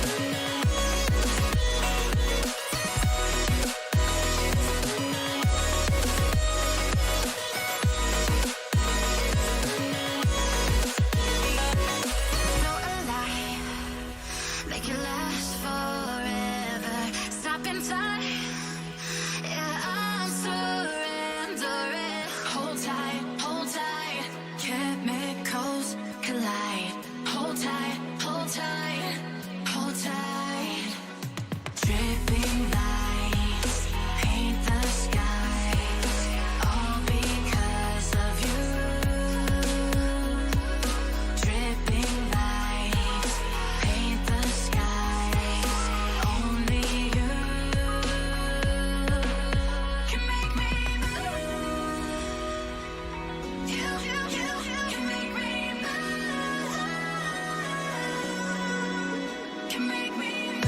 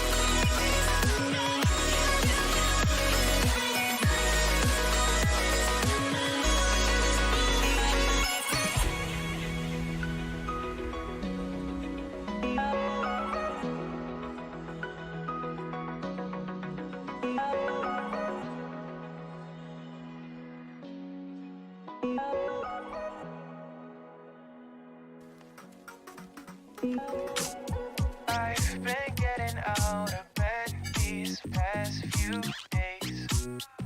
Think it's fair to be proud about it. I've quit ordering from all those fast food chains. I'm feeling better, there's no doubt about it. And my days are brighter, my shoulders are so much lighter. Just for a moment there, I thought that If you are just joining us, welcome. But if you have been watching this series so far, then welcome back to AC Season 1 Minor 2. This is the semifinals match that is between Lostik and Deja Vu, and we just witnessed Chalet. If you were there to watch, it was a very amazing map, at least on our end. We saw it go 7-5 in favor of Lostik. Lostik, for their first map in this minor, since they had a first round bye, doing a very good job of making things difficult for Deja Vu to win, and despite how close they got and a little bit of a comeback from Deja Vu, they were able to secure it in the end. And now we're going to be heading over to Cafe. Yeah, I mean, I really am interested to see how Cafe goes to both of these sides. We saw a huge mixture of how successful the attacks were from both sides. I mean, in the last map, I'm just looking now, there's 4 ends in a row in the defense for Lostik. There was then 2 ends in a row on the attack for Deja Vu, or the defense even. And then it looks like 3 more rounds in the attack. So, I mean, it's so mixed from either side. I mean, I'm not really too sure who's better at attacking, to be honest with you. It's really hard to tell at this stage. But as I mentioned before, Cafe is really a coordination based. And who do you think is going to come out on top in that regard, in terms of who's going to get that head start on these in attacks? Because the attacks will probably be a massive differentiation factor in who wins this game, I think. From what we saw from that first map, I believe that we are going to see Lostik probably have a better time of things on attack, just in my opinion, due to what you mentioned. Yeah, it's very coordinated. I feel like that when I was watching them attack, I felt like they were way more coordinated. They took things way more slowly. They droned out really well, whereas I feel like that on the side of Deja Vu, they were a lot faster with things, and it worked out for them for a couple of rounds, because I don't think that Lostik were expecting it. But I definitely feel like that Lostik will, in this situation, be the favored one going into this attack. And in terms of them on defense, we didn't really get to see much of them do anything, but Deja Vu were able to make the adjustments towards the end that allowed them to have a bit of an easier defense. And that might mean that if they implement the same strategy going into this, that they may have an easier time of things while defending on this map, especially compared to their first performance in the first half on the last one. But it's definitely going to be difficult to tell. We'll just have to wait and see. Yeah, I mean, some teams, they like to kind of use the first couple of rounds to kind of get a gist of what their opponent is doing, and that usually results in lost rounds because they're not really sure what to expect. But I feel like by now, in a whole entire map, you think that Deja Vu have a good idea of what's going on. So we'll have to see what happens. The players are ready. We're going to get into map number 2 now, and hopefully we'll see a bit more of a, I guess, a don't know how to describe it, like not so one-sided on certain maps or certain rounds, because we saw 4 rounds in a row, 5 rounds in a row, and then 3 more rounds in a row. So it's like it's so much. Well, that's for either side, by the way. So it's like hopefully we see more of a back and forth action this round. Otherwise, we could. It's gonna be just weird to cast because there's no kind of structure, I guess, to how the match is developing. It's more just one team's adapting and then another team's adapting against them. So hopefully we'll see more of a close match this time around. But I mean, my money is also on Lostik winning, I would say. I think they're just like I feel like they're more confident on those attacks, and they clearly are. In Deja Vu are adapting in this particular case. It eliminates that line off the board, and that's a good choice, especially with how much roaming could happen on this map. Bans coming underway. We're going to see the first 2 attacker bans happen. Thatcher and Lion. The third one going to be the first defender, Valkyrie, being taken off the board. And well, while I'm not surprised by the Thatcher or the Valkyrie, obviously, the Thatcher are very common bans, so is Valkyrie and Mirror getting banned. Typical bans, all 3 of them. The Lion, though, is the big one that I feel like might be a targeted ban going on to the players on Lostik, as they did play Lion quite a bit, but so did the players on Deja Vu, and I'm not entirely sure what the point of banning him is, as I do agree that he is very powerful if you utilize him properly.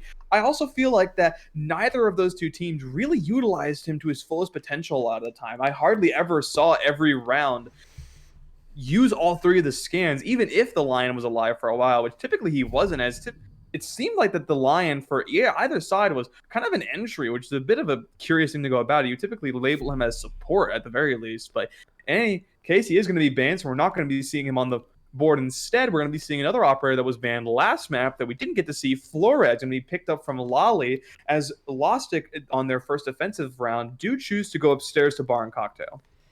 Yeah, I mean, I'm actually surprised they kept the Flores in play, because I would have thought that if Flores was going to be banned on any map, it would be on Cafe more than Chalet, in my opinion, because there's so many more power positions that you can play on Cafe rather than a map like Chalet.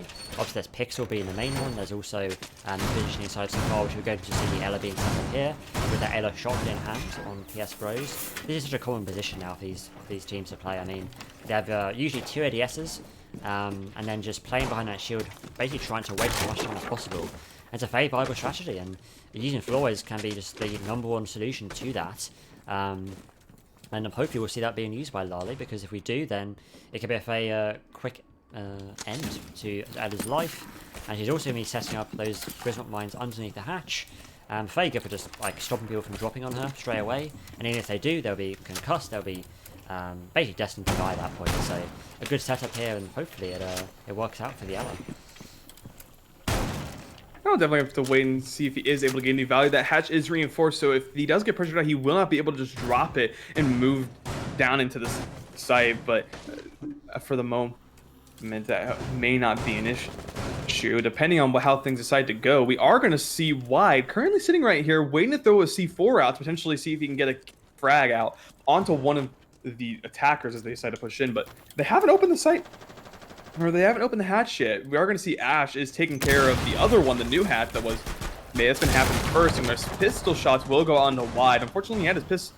So a bit of a misplay there from him, as actually Bunta just immediately drops in from the red stairs hatch, and PS Bro is waiting in a perfect spot to take him out. No drones or anything there, and I think this is kind of what I was worried about from the players on Deja Vu. Is that happened a decent bit as well on the last map, where especially players like of Alva who were playing on that line we saw previously just walk straight in and get immediately taken out by Whitey on the previous map, and this time we saw a very similar thing happen. This time it was Bunta and PS Bros, and if this continues to happen, I'm not entirely sure if Deja Vu are going to have the best time of things, but at least now, after they've lost one of their entries, they are starting to take things a little bit slow. They're not going super fast, just trying to mostly drone to make sure everything's okay, with him playing on the side and trying to get some angles into the site. But it seems like Mata did actually drop, and trying to pressure Hazaku wasn't able to, or was trying to pressure out PS Bros, wasn't able to do it, and the crossfire came in from him and Hazaku. Hazaku ended up getting the kill, and now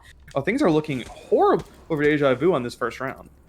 They really are. I mean, this Ella setup is so powerful right now. It's just they have no idea how to attack it. They've used up 3 of their Flores drones. And I feel like if the Floors is going to use more drones, it's just going to be shot out by the Aruni. Actually, they've already been used, but obviously it's so easy to move position when you've been droned out using that Floors drone. So at this point, they're kind of just stalled. They're stalled out a little bit. They have no real places to push, and at least in a fairly bad position right now. And going on to a palace not going to make it any safer because you got so vulnerable to runouts, especially with this Melusi still playing. But oh, it might be Melusi. Yeah, Melusi still playing below right now on the second floor. You're going to rotate instead through Bakery, probably go for this Bakery runouts. And with 30 seconds remaining, they're probably going to be repelled in the building right now. But no, Ace is still on the roof with 30 seconds to go. NB will get a kill, however, taking out Bam. He was the top fragger, at least for a decent bit on that previous map, Chalet, and we are going to see Whitey once again try to do a run out here, and Leah kill isn't going to go either way. NB does end up dropping down from the hatch, and we are going to see PS Bros peek him and get a kill with a shot. And Shotgun playing a lot of value here. Lolly on the roof is going to pick up PS Bros, but he doesn't have the diffuser. He doesn't have any time on his side either. An amazing stall coming out from Lostik, and it just seemed like the players on Deja Vu were like, you know, my other teammates dropped the hatch and instantly died to the Ella, but I won't. There's no way I'll die to the Ella. No, I got this. And then they did, and then they got destroyed. It just happened. A lot of value was gotten there from PS Bros, just playing in a very known spot. That's not an unusual strategy. A lot of players like to play right there. Typically, you don't see Ella. You see players like Mute or Smoke with the Mossberg. But in that case, it's just absolutely devastating that that's how that went down. And well, now Lostik, they have the lead going into this defense, and they're going to head down to kitchen service and kitchen cooking, where maybe we might see Deja Vu do things a little bit differently. I sure hope so, because right now there's clearly a lack of discipline and communication from the attacking side. Clearly with two people dropping down that hatch with no real adaptation in sight, there was no kind of difference to what they did. They both just dropped down and got destroyed by the other shotgun. It shows that just a lack of communication, a lack of kind of saying, okay, maybe this isn't a good idea. Maybe as my teammates just got destroyed, she's probably in a good position, so probably repositioned. But yeah, there was just no sign of that really happening in the Deja Vu side. And on a side like Kitchen, you'll need to be more coordinated, I feel like. You have to be kind of taking control of usually a top-down clear if necessary. Then again, recently I've seen more and more teams doing just a straight first floor push, so I'm interested to see what the attackers choose to do on this specific round. Oh, what great electro claw right there to get the freezer hatch and the wall simultaneously. That's going to be really good potentially if the attackers don't know that's there. But it's just a case of communicating and coordinating with your teammates, because if they can do that, then I think they'll do well, because they clearly have the gun skill on their side, just not that teamwork. I do like the adjustment of Kaid and Bandit being brought out here, as there's a lot of walls that are pretty good to kind of take care of hatches in particular on this kitchen site, and so we do see both of them being brought out here, and they will be able to give value out of them. And as a matter of fact, Bam going to be trying to play a little bit aggressively on that main doorway. Will get pressured out. It seemed like his feet may have been spotted or something, and no death goes his way, but he will unfortunately be brought pretty low. And well, now the player is trying to see if they can push into this small bakery. Alva going to be over closer to the main bakery. Great. Maybe see if we can get in here and pick off some of the feet of the people. Unfortunately, can't really see him through the barbed wire. Doesn't really look like anyone is playing there anyway. And as Bunta starts pushing in now, trying to see if maybe he can get something done. But Painley is currently, yeah, so he is going to be behind this deployable shield, playing inside of here. 2 ADS is on him to try to save him if any nades come through, like from, well, actually there aren't any nades on the board except for Maverick. He does have some, but he's probably going to be busy getting the main wall open, I'd have to assume. So I'm going to have to wait and see what ends up happening of that. But at the very least, the Iruni gate is down, so they can start getting something done here if they choose to. But so far, they're just kind of just waiting things out and droning. Yeah, I mean, it's a good idea to drone, but you don't want to do it for too long, because otherwise you end up running out of time. And well, it's one thing I've known from playing this game competitive is that the time runs down so quickly, especially on this kind of map. And one thing I'm kind of feel like is missing from this attacking side is any top floor roam clear. I feel like you should have some at least pressure from above, and oh my god, he just shot a C4 out of mid-air from the Bandit. Amazing. That just saved probably 3 of his teammates' lives, and now he's able to... Is he actually going to... No way he goes to the Bandit. He goes to the Bandit trick with the Maverick. Oh my god, the breach is about to open. The breach is about... Oh my god, the risky plays right now. It actually works out. The Kai gets one kill and the Bandit gets the injure.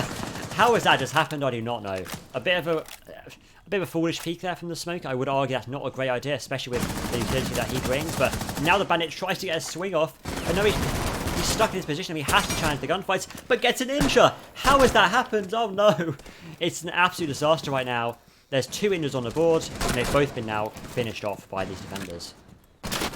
Lolly, though, over in this bar area, will be pushing into the main service side and will be trying to get some kills of his own. He will get one, but unfortunately he will not be able to get another. But Mata also adds his name to the board, going to be getting one of his own, a refrag for him, and now it's going to be down to a 2v1. Things were looking very desperate for the players on Deja Vu, but they've managed to bring it down at least to a 2v1, but he doesn't have the diffuser, he doesn't have very much time left. He has to try to frag out. He doesn't really know where anyone is. He's trying to take some shots, and he will find Hizaku, but he doesn't have any time to get the frag. The final player, Bam, going to be playing very passively, and he will be able to win out the round, but just waiting down the timer. And, well, I feel like that could have gone dastardly for either of the players on either side. It just seemed like a very messy round from either one of them. I'm not entirely sure what exactly either one of them could have done differently there.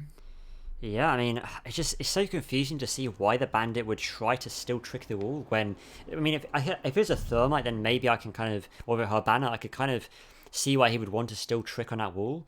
But otherwise, like, when there's an ace, you know that you can't get both of the ace charges, especially when they're placed on both the walls, like, so quickly, especially with how quickly the ace Selmas detonate. But he just stayed there. The first Selma opened up, but he did not care. He stayed there, he was resilient, and he ended up getting 2 kills. Yeah, amazing work from the bandit. It just shows how confident Lostik clearly are in this series, and they've got 2 rounds in a row, but I mean, we can't take anything for granted right now. I mean, last time we saw 4 rounds in a row, and then we saw them lose 4 rounds in a row. So right now, no judgment from me. It's just a normal game. It's just a normal cafe. And if they start to gain more than 4 rounds, then it could be a whole different story. This could be the site where we see Deja Vu start to pick things up, as they are now down in Reading Fireplace. And this is typically considered to be a tertiary site where teams prefer to attack it, just because of the fact that it's not as defender-sided as some of the other ones might be. So we see them doing a very similar set to what we saw in the previous objectives. We are going to be seeing a Goyo come out here, which will allow them to play a bit more aggressively upstairs. We have seen a lot of teams, when they hold this reading objective, prefer to have a bit of an upstairs hold and then just kind of pray that the players don't really rush into sight, and if they do, kind of use vertical play to shut them down. And so there's a potential we could be seeing the rush from the balcony doorway that some teams like to do. However, based on their spawn choice at the moment, really we might only see Lolly do it, but even then he is going to be rotating over this main door, so if there is any rush coming through, it's not going to be from that balcony doorway. Yeah, definitely not. I mean, at this stage, we're 2-0 down. It's probably not a great choice to try and do a rush when we have a fairly low likelihood of winning that kind of rush, especially the one on that reading balcony. Teams are just expecting it. People will be able to position themselves appropriately. But no, yeah, very unlikely for that to work. But the Nook is going to try and sneak through the main reception here. Oh, in the meantime, though, a great C4 that's finally going to work for the Melusi. 3 rounds in, it finally works. 3rd time's a charm, as some would say. A great C4, a great opening pick. Again, onto the end. I mean, this time he didn't even do the entering. He just sat on the roof and got destroyed. So yeah, Bun's not having a great game thus far. Just making some weird choices, I think. It's not really losing gunfights. It's more just game sense that is losing him these gunfights. But wow, in the meantime, the Nook has snuck all the way through into pillars and got on kill onto the Mute. Another killer's come through onto the Maverick in the meantime. And now it's a 4v3 situation. Fei quickly. We're speaking about this rush, and it looks like a rush could be kind of a slow rush, but a rush nonetheless through the mining room right now from this Nook. He's playing in a good position to potentially walk in there and take it, but he doesn't have the diffuser, so if anything, he's just going to be trying to get some kills. But there's still quite a large number of players on the side of Lostik hanging out upstairs. Mata trying to see if he can get anything done here, but it will be Nibi who actually gets one. Peeking in from that window will take out Painley, removing the Mew from the board, sorry, the Jaeger from the board. And now Lolly have been on this roam for so long, hasn't been spotted out yet, but hasn't really done anything either. Gonna hope to maybe get something done here, but there's only a few players left remaining upstairs, the Goyo being one, gonna be hanging out on the new balcony. Might cause a bit of trouble for the players if they do decide to push in here, and it looks like they are gonna start pushing in to Bar. The peak might be coming out here. They do rotate over into the freezer, and it will mean that Mata gets the kill, removing him from the board and making things now a 3v2 in favor of Deja Vu. But once again, I'm looking at Lolly. Been taking things very slow. He hasn't really got anything, just playing right now inside a museum. It looks like he might be able to do something here is the very slow walk comes in from Whitey, and Lolly holding the angle is able to remove him from the board, making it all down to Bam, currently playing on the bottom towards the bottom of White. There's watching into Ace. So we are probably going to see Lolly peek in here from the actual fireplace, but no, he starts walking upstairs. Lolly sees it and is going to push through the Aruna gate to maybe shut it down, but I'm not that sure what he's doing. Is he trying to get some vertical play going from the top? Trying to shoot through from the floor? See what's about to happen. But as he opens it up, the diffuser goes down from shots coming back up. He's going to get stopped by the air jab, and now he's going to try to win a 1v3 and defuse the bomb. Yeah, it's almost an impossible situation right here, unless he wins all 2 of these gunfights, but he can't even see the person on pillar. He now sees him. He's going to try and destroy the sounds at the same time, but misses the shots onto the ace, and unfortunately cannot get any kills to his name for his efforts. Right there, I feel like that was so winnable from Lostik. I mean, that going upstairs, if he had just stayed in the corner of Cocktail, I feel like he would not have been found, because even though his laser was showing through the right side of the bar door, I feel like he still would have been completely unknown to the attacking side. I don't think they had droned out Cocktail at that stage in the round, so it's a bit of a shame that he just peeked and he just started walking around kind of aimlessly, hoping that he would find someone, because surely he heard the Nomad sprinting through the freezer.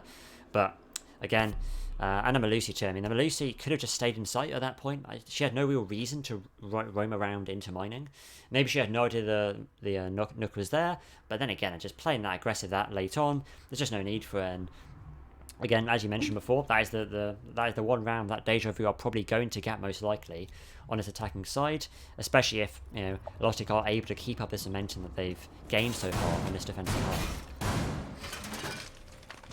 There's a decent chance that Deja Vu might be able to make something of that. Like you mentioned momentum just a second ago, and that is a very big aspect of Siege, especially. Siege is one of the most momentum-based games I've ever seen. Typically, you see a team start rolling, they'll continue to do so until their momentum runs down. I think we may have seen a little bit of that last map, but now Deja Vu have the potential to at least turn things in their favor. Potentially winning another 2 in a row would be huge, especially on this half. Making it 3-3 is the ideal situation on Cafe, and we do see that happen a lot of times, but we'll have to wait and see if that is going to occur as well. They are going to be once again back upstairs. Now they have played 3 sites in a row, and considering how effectively they were able to win out the last one, I'm a bit worried for Deja Vu as well. They did win the last round, yes, but it was on a tertiary site going down to Reading Room and Fireplace, and so the question is Whitey going to be able to like sit here right outside the Red Stairs doorway and get frags like we saw happen previously? They're not bringing in Ella to try that again, but PS Bros does have a shotgun. He could do something similar, and if that happens once again, well, I'm not sure if Deja Vu are going to be able to win out any more rounds. Yeah, it's nearly that YD, but I mean, I'm a bit confused why they switched off the Ella, to be honest with you. I mean, the Ella was so useful for this last half. Maybe they just want to kind of change stuff up and not do the same thing again and again and again. I mean, I think Lostik are intelligent enough to know that a team will eventually learn how you play, and that's something they clearly have thought about in this defensive half.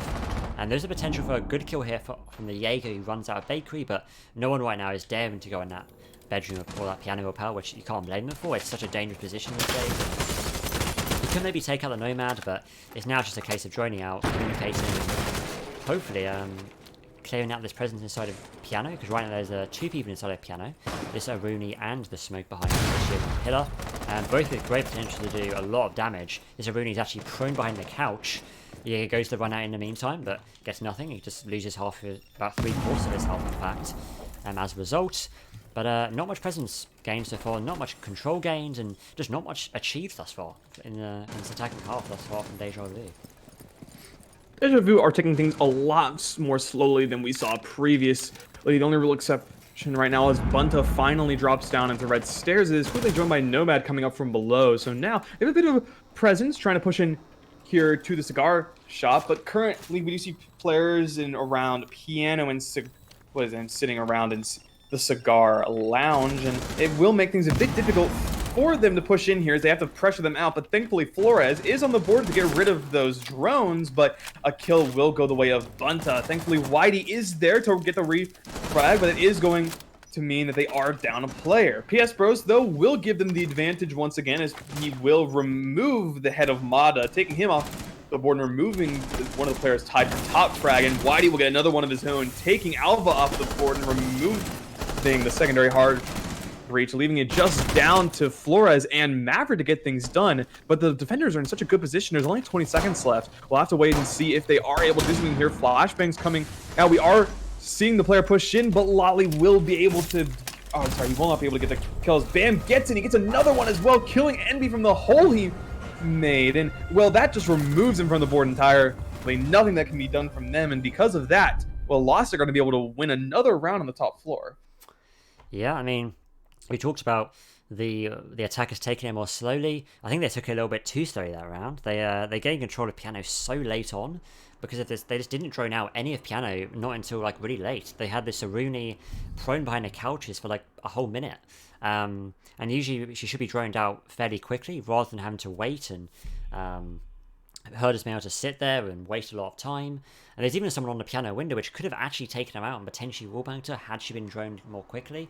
But yeah, just not enough presence, not enough crossfires being created by the attackers, and that was unfortunately their downfall in that specific round. And even without the air up, that top floor hold was very successful from the defenders. And now we go back down to kitchen, which again they previously won through mainly a very aggressive approach from the defenders rather than more just kind of strategic victories. But nevertheless, I'm confident that at this stage Lostik are just dominating these defenders, and I reckon if I had to bet money, we'd probably see I'd say a 4-2 split going into the round switch. High likelihood of that happening, but it is only round 5, so 2 more rounds to go. Deja Vu might be able to make something work, as we are going to see them go down to kitchen once again. And well, if things do end up going in that direction, it doesn't bode well for Deja Vu as well. I said that Lostik might have an easier time with things on attack just based on what we've seen. And well, if they lose at 4-2, I get the feeling that the map will probably be over. But maybe they'll prove me wrong, and I sure hope they do, as I would like to see another competitive series after this is the final map. If it does end up going to, it is going to be Oregon. I personally am a big fan of that map, but with a pick going the way of Vigil Izaku getting the kill into Alva, that doesn't bode well for the future, as already 30 seconds into the round, the man advantage in favor of Lostik, and he received nothing in favor for it. One of the problems with Cafe, in my opinion, just the spawn peaks are so powerful, especially if you know players are going to be coming in from that Christmas market. But hopefully they won't miss their Maverick too much, as at least they do have the Flores to potentially try to get that wall open. Yeah, I mean, even without that Maverick, they're still very possible to get this wall open. But last time that Maverick was so detrimental in how they pushed this site and they were able to take control of the wall and breach the wall.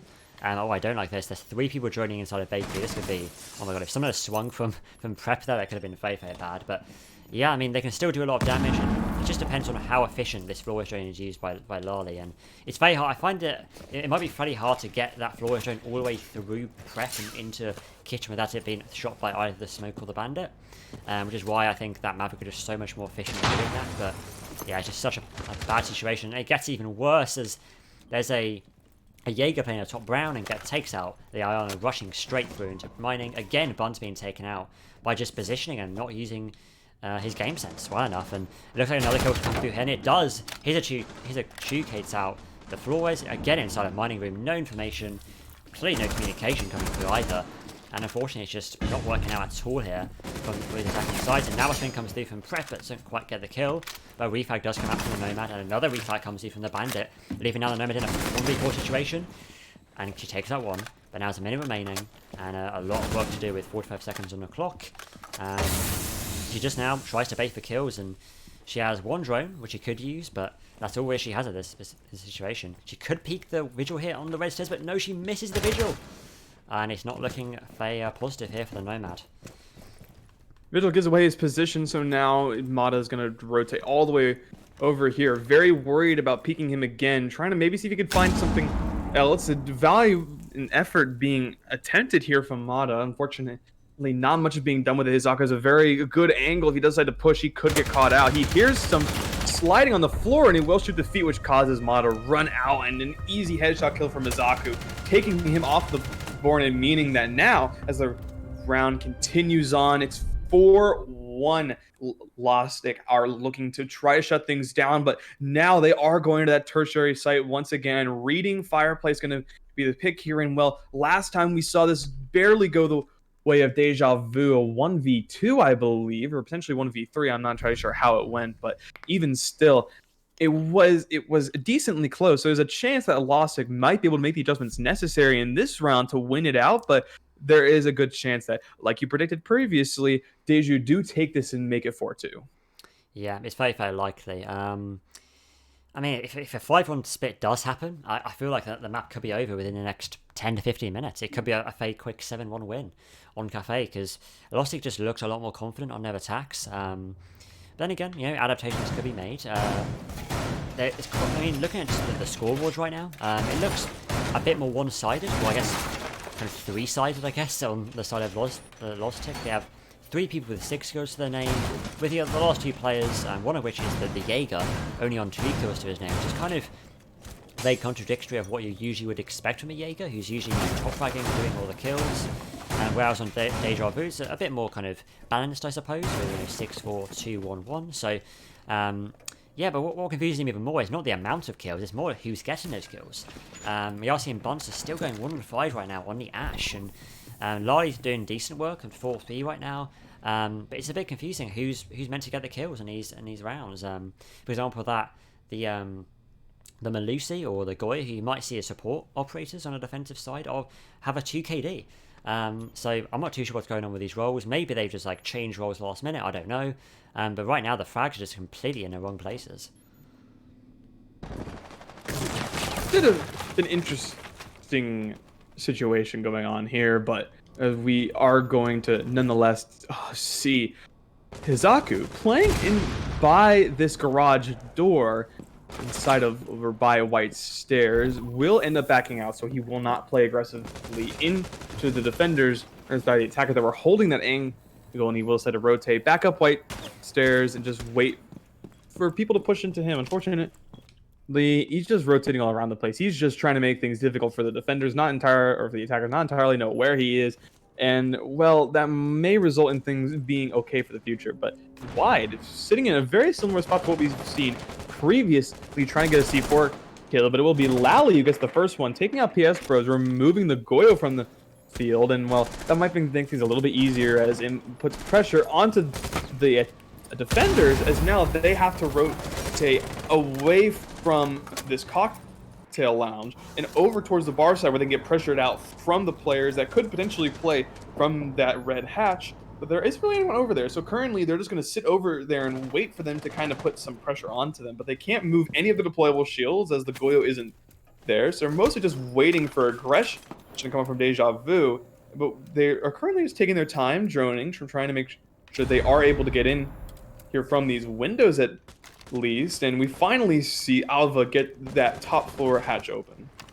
Finally, I mean, you got 2 minutes. I guess it's better late than never, but it's so late right now. I mean, they have so much control that this owner right now could easily rappel into this cocktail. I mean, the hatch is open, but no one's below it, so I think she's had to take her chances here. I think they have droned out cocktail, so they must have seen that this hatch is open, but nevertheless the Mavic gets the kill onto the Jaeger and finally allows the Arctic to rotate through into cocktail. There is this Vigil on top ground who could do so much damage. The Mavic has not spotted him, but the Vigil has spotted him and gets the refrag, and now it's a 2v3 situation for Lostik. Incredibly winnable right now, or maybe not so much, as the meat reveals his location and the Iona takes him out. The Vigil is left now in a 1v3 situation with 30 seconds on the clock. The same situation we saw last round, another 1v3. The Planet is now going down inside of Reading. One inside of Laundry takes out the Vigil. And again, a very repetitive half I found right there. And yeah, a positive situation though for the attack. They have got those 2 rounds on the board. Not quite as one-sided as last game. We had 2 rounds, 1 round, 2 rounds, and 1 round. So not quite as kind of 4 rounds and 5 rounds in a row as we saw last round, or last map even. But nevertheless, a good start for Deja Vu in this specific map. Right now, it's just a case of trying their best to make their defenses coordinated, and that is 3 random picks is not a great start to that.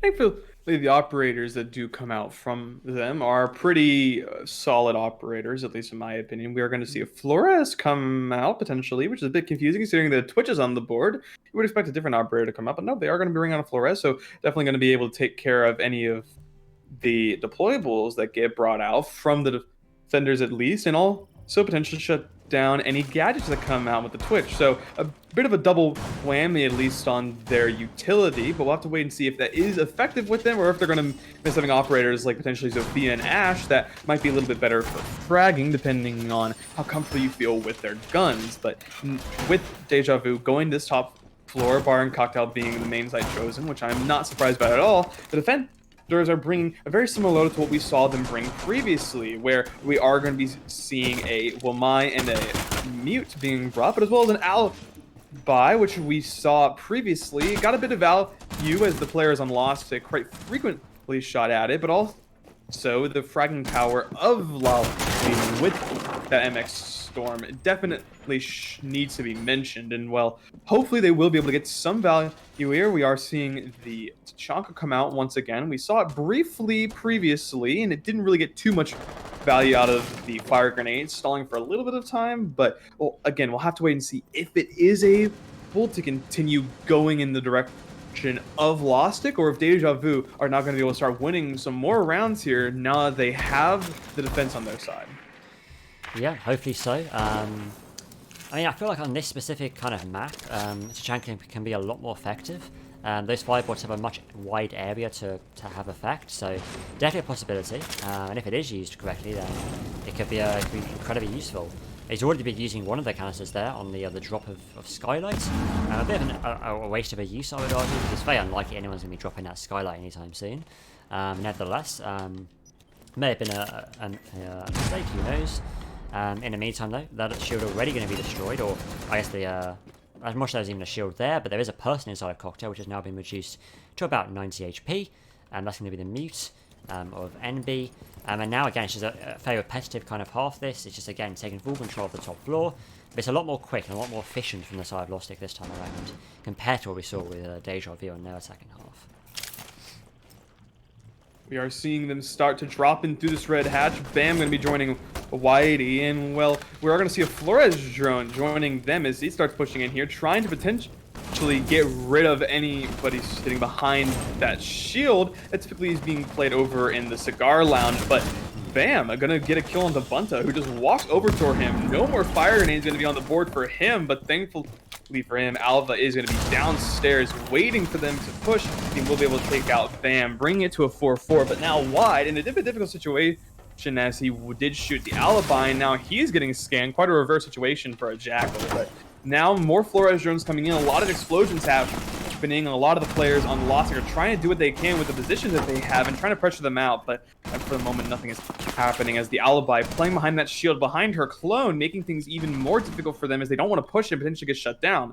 Lolly, though, is going to take out Pain Lee, once again putting the advantage in Deja Vu, but as I say that, immediately PS Bros gets the refrag, but Mata, once again, it's another frag, taking out Whitey and bringing it down to a 3v2 with a bunch of really good positions for the defenders, and a very nice kill through the hole that was made on the Hizaku will put things in a 3v1, and now PS Bros left on that ace, tied for top.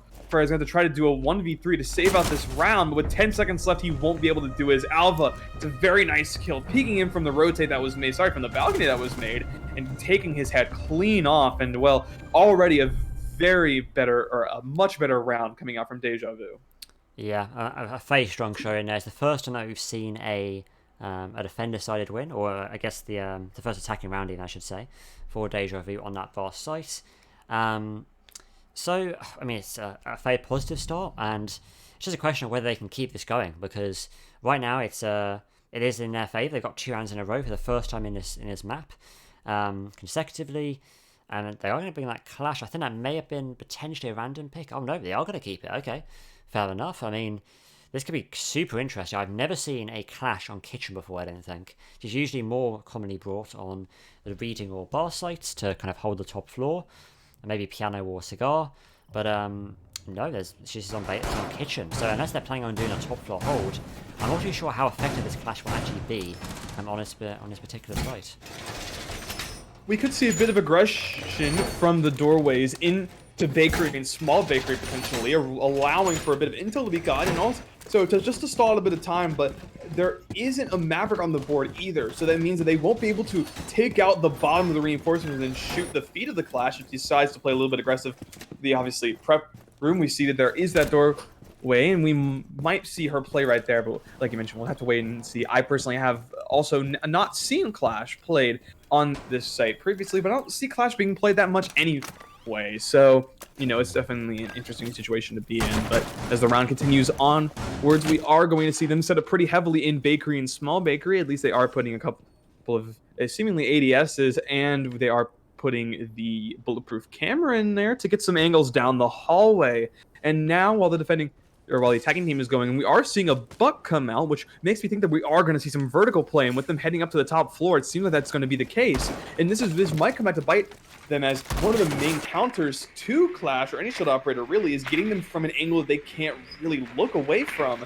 And vertical play is one of the easiest ways to do that. So if the defenders don't adjust to this and stop them from being able to get a bunch of top floor control and are able to shoot down onto them from sight, it could prove devastating them as the round continues.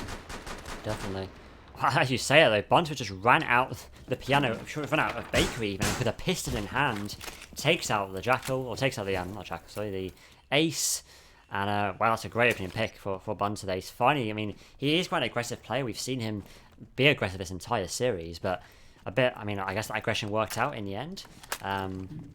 And now it's a 4v5 situation for the attackers with just over a minute gone, and now they're going to continue to try and take out the remaining roamers, if there is any, which actually there isn't really any at all, really. There's just this pressure from the bottom of red stairs, from this Jaeger, but he's not going to be able to do much with the amount of ground that the attackers are currently covering. They're going very slowly, they're going very methodically, and as they should be. There's a lot of roamers. There was 2 roamers on the top floor, compared to the very little roam presence we saw on the Deja Vu side. And in the meantime, this Clash is now being used to great effect on the side of the bar here. The Arnold now spotted her out, and she's going to take a look into the site. Doesn't see much though, she's shot very, very quickly.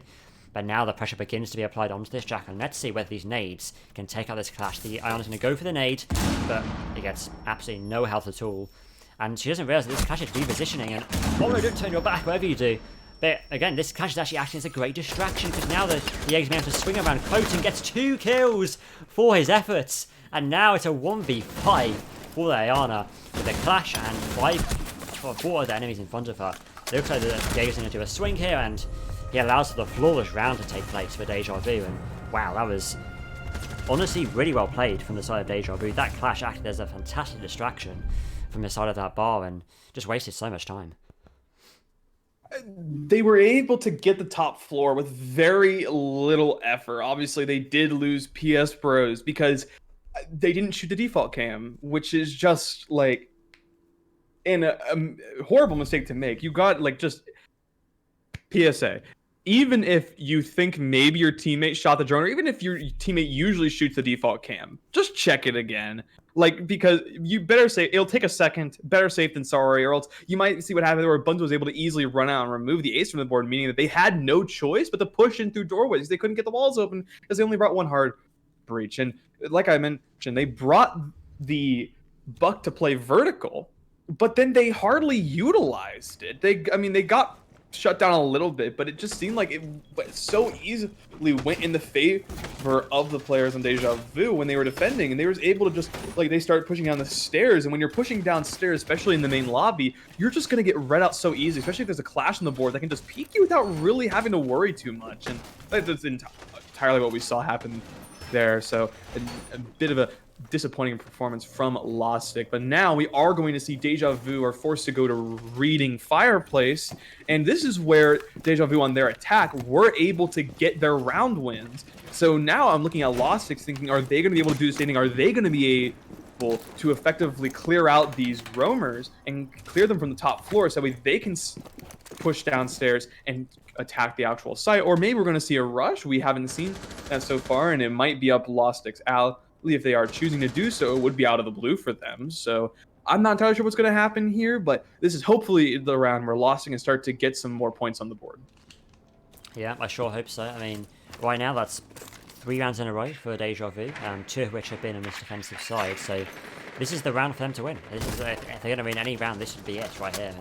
And 5-4 score would be a great position to be in, and hopefully they can keep on winning those rounds, because they are now only 3 runs away from taking this series and going to the grand final of the AC minor number 2. So it's all to play for right now. Again, they are going to see, as you'd expect, heavy roam presence on this top floor. That is actually a frost mat. I didn't even notice that. There's a frost mat actually underneath the new hatch.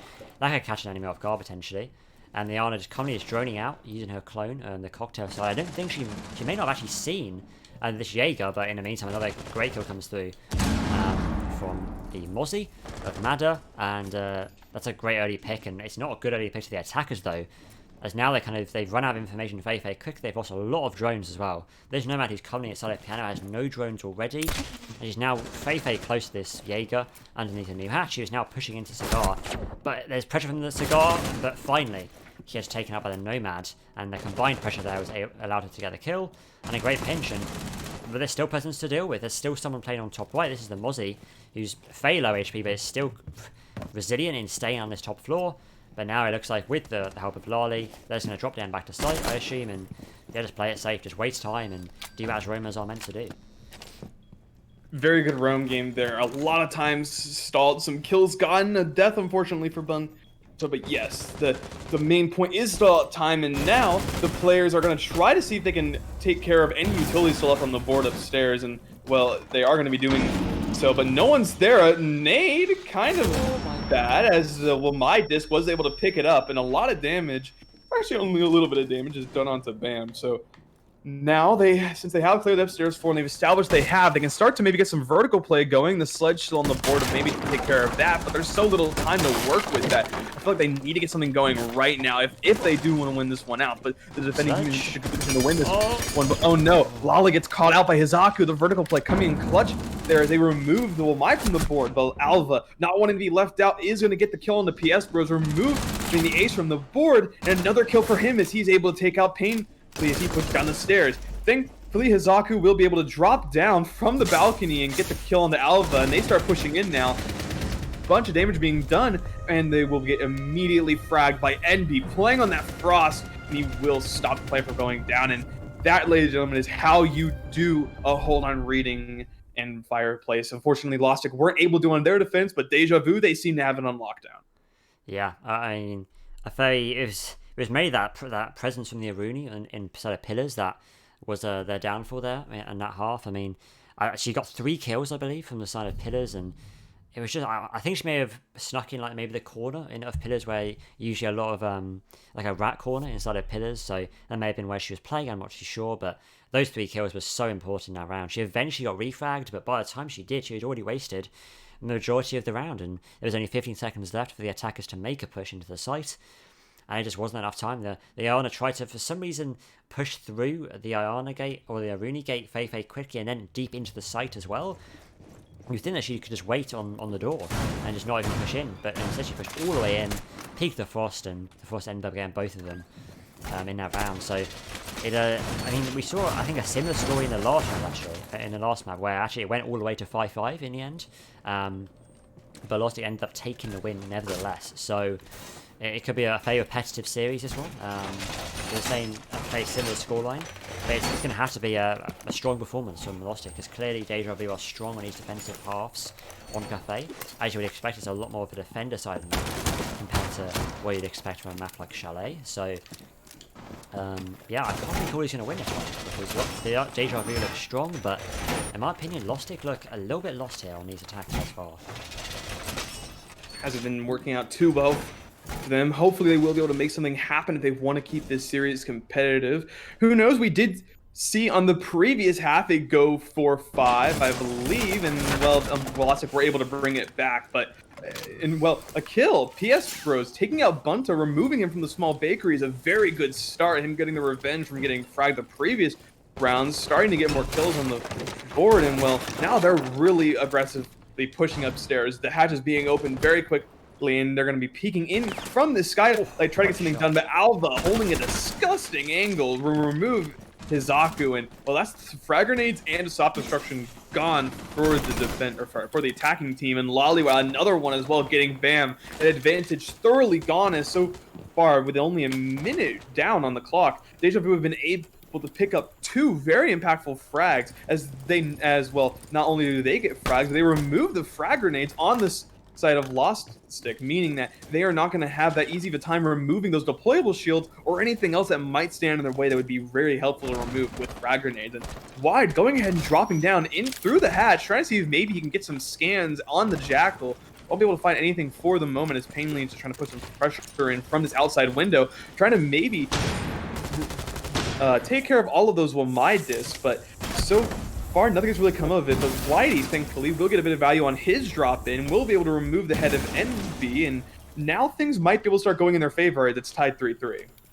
Yeah, it's a great kill there. Very important frag the Jackal got there onto the Muse. He probably shouldn't have been peeking at angle, admittedly, but nevertheless, and now he's in this 3v3 situation. They're going to jump through the piano breach and try and capitalize the pressure, but no, a C4 comes out from Mad. Oh no, they should be watching that. That's a very, again, every single frag now is so vital.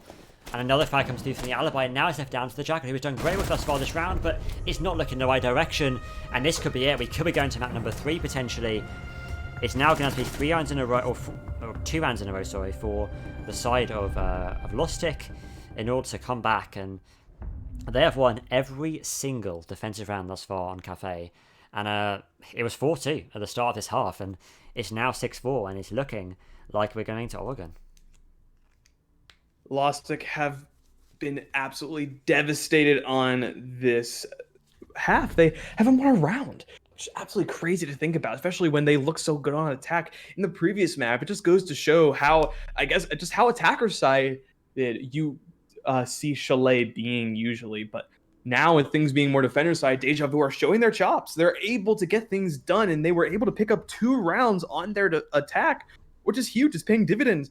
Here is now they're looking to clean this one up, and they are looking so good right now. I thought maybe that was the run to do it. Maybe with Piedros getting a very early kill on the Bunta that they could start making things happen there, but then the players on Deja Vu just absolutely turned it up, and being Lolly doing wonders there to be able to stop them. And well, now they're going back down the kitchen where so far Deja Vu have been looking amazing. They've been winning so many rounds so successfully, and well, we're not seeing any vertical play coming out. A Sledge nor Buck is going to be on the board for Lostik, so potentially some could come in from operators like Jackal, who had a secondary shotgun, or even from Zofia, who do have those impact nades, but I'm still doubting it's going to happen. It feels like we might see them choose to push in from the bakery, which we have seen previously when Deja Vu was attacking, but so far Lostik haven't opted to attack from that angle. They've decided to go different places, but we'll have to wait and see if they are able to make it work, as a currently a pulse on the board for Deja Vu will mean that they do decide to go upstairs. Mata will have a very easy time giving the locations to his teammates who are roaming and potentially shut them down. But if they do decide to push in from the bakery, it might not get as much value. We'll just have to wait and see. Yeah, I mean, so far, Lostik have much preferred these top floor clears on his attacks, I've noticed. There's been, I think every round they've gone to the top floor, no matter whether they're attacking top floor or the kitchen site. They've always liked doing a full top floor roam clear. Very good idea with the amount of road presence we're seeing from this Deja Vu defense. And yeah, but it's wasted so much time with this roam clear, so it's just a case of doing it more efficiently, I guess. They have to just make sure they're coordinated and they're communicating, most importantly, because communication is such a vital part of any sort of roam clear. But no, actually, they're doing the very opposite right now. They're actually jumping straight through the bar window. Bam here's take control of this side of the map very quickly. But he has no support from his teammate, or very little at that. And the Pulse has now found out his location. Unfortunately, this is a new bug. You cannot see what the Pulse is seeing, but we can assume that he's probably seen that Zofia coming out of the small garage. And he's bound to deliver that information to the rest of his teammates. And yeah, and again, actually, they're ditching the roam clear this time. They're going straight for a bakery push. The bakery push coming out like I assumed it would. They do have the operators to get that wall open, as there is no real denial from operators like Kaid or from operators like Bandit. And Bunta will just play aggressively into the small bakery and get punished by Hizaku, and Painley will get one of his own, removing Alva from the board. So 2 kills going the way of Lostik, potentially looking for some kills to go the way of, or for some more kills to go the way of them, and they will get another one. Hizaku picking things up here will get a second kill, and Bam will get another one as well, removing Lolly from the board. Mata will try to get another kill, and he will with the C4, but unfortunately for him, not much can be done, and well, things might be turning up. Lostik now, at the very last possible time they could be making a comeback, are, as they are able to win out that round and make things round 12 after they're bringing us a little bit closer. And if they can ride that momentum into this one and win on Reading Room Fireplace, where we have seen the attackers have had a decent time at least winning before, then I think they might be able to give this round or get this match to overtime. Yeah, I mean, it's a definite possibility, and obviously, Lostik are starting on defense first in overtime, so a crucial side pick potentially there. Obviously, Lostik did choose to do that, and they've made a very good choice. They were very, very strong in their defenses, so if they do take this to OT, my money's on Lostik taking the series, to be fair. I mean, it's going to be difficult to win because, as we said, there's a kind of a bias towards the defenders on this site thus far in this match and in general on this on this site, but anything can happen really. We did see obviously Deja Vu eventually win this on defense in their previous rounds, so anything could really happen. Just a case of adapting, and at this stage it's more just about I guess who's got the most energy left after playing for just over 2 hours now. Eventually you're going to get tired and start to potentially get fatigued and therefore make more mistakes. And it's going to be a stage in the series now where if we go to a third map, that's going to be the name of the game. It's going to be not really gun skill or game sense, it's more going to be who's got the most stamina left. So far, it looks like that Lostik may have it, especially after that round win. But again, have to wait and see. Frost is on the board for Deja Vu. They are bringing her out once again. We saw previously some value was gone on Reading Room where Frost was able to get 2 very quick frags. That gun of hers is extremely powerful, but the Frostbats didn't really do much. They're more of just a nuisance for the most part. I feel like players don't really capitalize on the strengths of it that often as well. It's a bit of a crossfire that you can set up with yourself. As if someone decides they want to drop in from a window, you can kind of shut them down by forcing them to either shoot at the drone, or sorry, shoot at the Frostmat, or to shoot at you. And well, you could get a free kill that way, or at the very least get a down if you do end up getting fragged. So it's a bit of a toss-up, but still, a lot of value can be gotten there, and I feel like that a lot of teams really underutilize that. But we are seeing that the players on Deja Vu are playing upstairs. At least 2 of them are for the most part, as now Lostik start to push in here and see if they can maybe get some kills going and try to clear out this top floor. Painly going to be droning currently as Whitey starts to push down this white hallway, but he will be spotted out by the Jaeger playing on the stairs. It barely could be seen, was able to get the kill, and now that it will mean that it is a 5v3 in favor of Deja Vu. But PS Pro trying to bring these back a little bit, will be able to take out Bunta peeking in here, looking to get the kill. Wow. He will pick him up, and that means that now they're looking even worse. Thankfully, though, PS Bros is there to get the refrag, but Mod is able to take Painly out. So it's all done to PS Bros now. 10-9, looking to maybe win this one out. He'll try to get the wall open, but so far they haven't been able to even get downstairs. So many angles he has to look from. He's trying to distract him, but the crossfire comes out. Mod is able to remove him from the board and take that and take this map after winning that round out. So now we're going to map 3.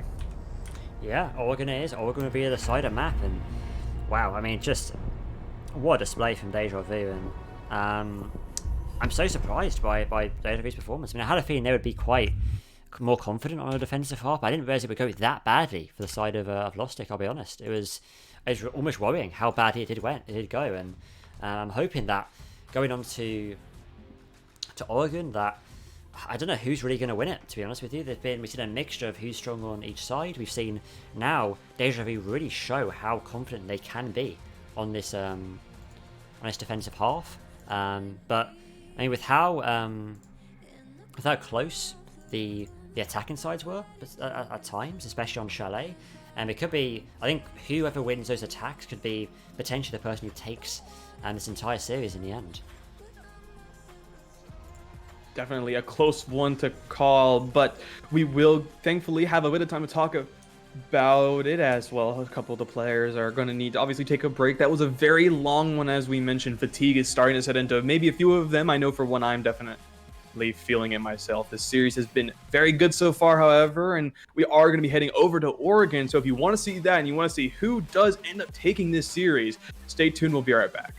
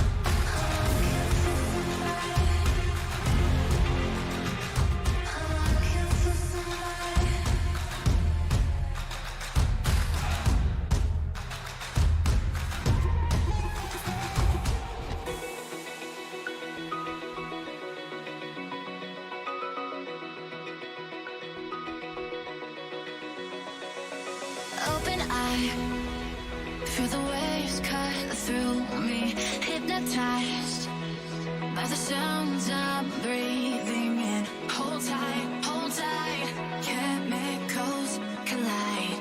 Hold tight, hold tight, hold tight. Dripping lights paint the skies, all because of you. Dripping lights paint the skies, only you can make me move. You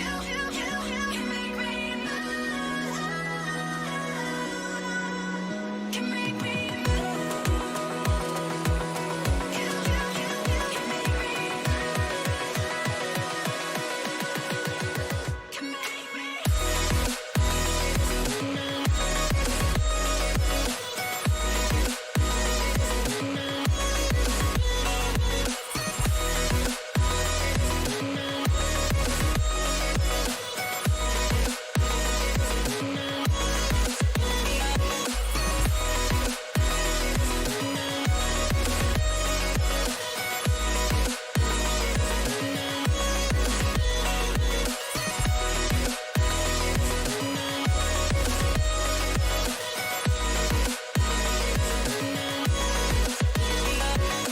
So alive, make it last forever. Stop in time, yeah, I'm surrendering. Hold tight, chemicals collide. Hold tight, hold tight, hold tight. Dripping lights paint the skies, all because of you. Dripping lights paint the skies, only you can make me move.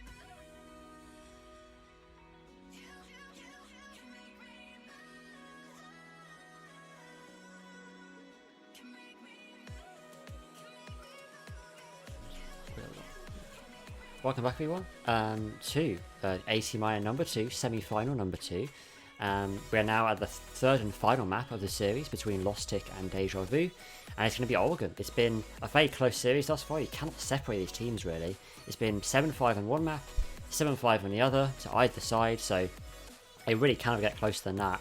And Oregon's going to be a really decisive map. Obviously, it's going to be the final map that decides who will take the semi-final, but it's also going to be really interesting to see who will take the particular sides. I feel like we could at this stage see potentially a 3-3 split, but to be honest, it's really difficult to work out what kind of split we'll see with how these two maps have gone thus far. Yeah, it's really hard to predict, as I think both these teams have their strengths, but they're also pretty good at adapting. And so we see that happen quite frequently, where they tend to adapt to what they want to do and what they want to counter, and they do it back and forth. And so it feels like that, whereas we have seen last map, for example, was fairly, defender sided at majority of the points, and then Chile was very attacker sided. I feel like with Oregon, we're almost definitely going to see a very, very even half, unless one team just has used this break that we've had to make the adjustments to absolutely run away with it. But we'll have to wait and see, as it looks like that our players are hopefully ready to go, so we should be getting into the match right now. Yeah, I mean, it's going to be a case of kind of, I guess, the thing about Oregon is that it's probably the most well-known map that we're playing thus far in terms of how much is played, especially in the EU Tier 4 scene. So teams, I feel like, will really know what they're doing more than any other map, and it's going to be a case of who's just practiced it the best and who's the most well-practiced in this particular map. That's always really down to, because I can already probably predict the exact push we're going to see on this map. It's less easy to do that than on other maps like Cafe or Chalet. But on Oregon, I can already probably work out the push that we're going to see, and probably the site choice is probably going to be kids, and we're probably going to see, I reckon, either a big window push or probably a multi-bedroom-matic push. That's probably the two main things that we're going to see, and nothing probably different to that, because every team knows how to do that well. And if they know how to do it well and it works, then why bother changing it? And I feel like that would be no different in this series. Looking at the bans though, a relatively similar ban phase to what we've seen previously, that Valkyrie being removed on the board for the second map in a row, as well as that Flores being banned like we saw on map number 1, and that Mirror being taken off the board for the second map in a row as well.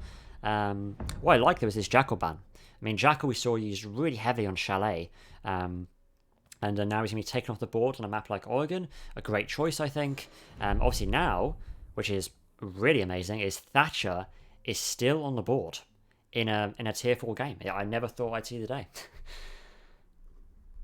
I feel like that it's going to be curious to see who plays it. So we are going to see Lolly is playing Thatcher. We have seen Lolly do a good bit of fragging previously. So we're going to have to... So I'm curious to see if Deja Vu are going to be able to utilize Thatcher very effectively. As I have mentioned previously, that typically Thatcher is banned so often a lot of teams don't know how to effectively utilize him, which I think is surprising. One of the reasons why he's banned is because he's so easy to use, but like there is a timing to things, especially when you are working with characters like Thermite in particular. But an ace is on the board, meaning they do have a bit of an easier time with things. The timing isn't as harsh, but yes, I do agree here that them having that Thatcher on the board could make things a lot easier, and it will, of course, be able to really effectively shut down a ton of the gadgets, as we see 4 of the 5 character or operators being brought by Lostik can be disabled by Thatcher. Or at least I'm pretty sure the Runegate can. I unfortunately have to admit I have not seen if that is the case, but I would think that it is, considering how effective his gadget is at just shutting down so much. But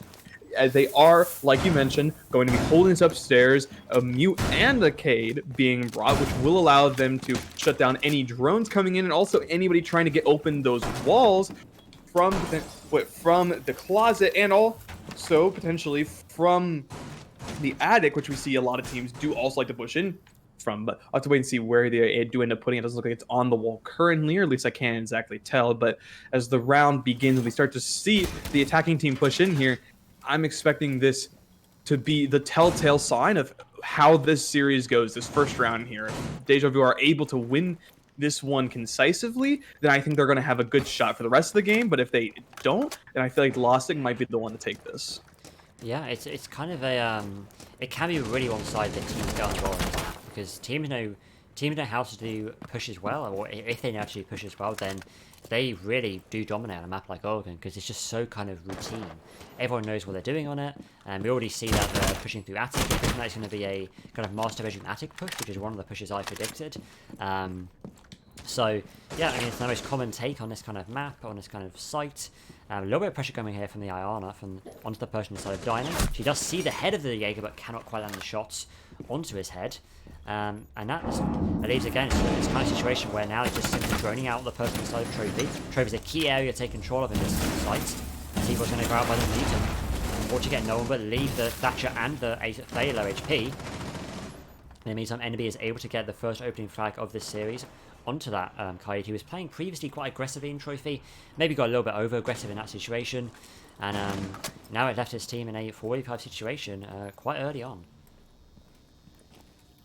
Things looking up for Deja Vu, although a lot of damage is still done on to quite a large number of the players. So that does mean that potentially Lostik could capitalize on that by shutting them down. But we are going to see that attic wall getting opened up by the Thatcher Thermite combo. But Wide going to even things up by removing the ace, taking him off the board. A very nice kill from him now. So, or actually, the Habana's going to be getting that wall open. My mistake. But a flank coming in here from Hizaku could result in another kill going their way, but Wide will turn things in their favor on his own by killing Bunta from the same angle that he killed the ace previously. And now things are looking even more dire. Lolly is going to continue to try to push upstairs and potentially try to shut down Alva in the meantime is going to take out Painly. Hizaku isn't going to go for it, is going to rotate back, which will cause Alva to try to peek around, try to see if he can pick anyone out, but he is just going to be able to get out of there mostly scot-free and rotate back to site. Now Lolly on the outside of the main window into the site is going to be trying to get some pressure on anyone playing inside of there, but they're not really holding an aim. There you go. As Mata starts pushing him from trophy room, trying to get something done, but Hizaku, the flank comes into fruition. He's able to take out Lolly, but Mata in the meantime takes out Hizaku. Alva, though, does go down, but thankfully Mata is able to get 2, but Wide's holding the aim. Bam's holding the angle, able to shoot him as he jumps through the reinforced, or the hole that was reinforced, and that will result in the round going the way of Lostik, despite things starting to look up for Deja Vu. Yeah, I mean, you talked about who's gonna, if they take that round decisively, they might have the game. But that wasn't. I didn't feel like it was a very decisive win. It was more just a. It came very close. It came down to that kind of 1v2 situation with the Rooney. He was actually heavily supported by the fact that one of the deaths in that final 30 seconds was actually a Kaid Electric Claw kill, because someone was so low on the attacking side that an Electric Claw was enough to kill them. And also, obviously, Wiley doing so much work and being able to, I think, injure someone. As we saw his name in the kill feed in that final few seconds as well. So he obviously injured someone just before that final rush through the site. So I can't really tell who's going to win based on just that round alone. A huge mixed bag for both sides. Overall, I can't see anyone who was in complete control. I mean, the attackers were very slow and methodical, and they ended up running out of time. But they also did great work with the time that they used up. They took a lot of control. They cleared out a good amount of presence.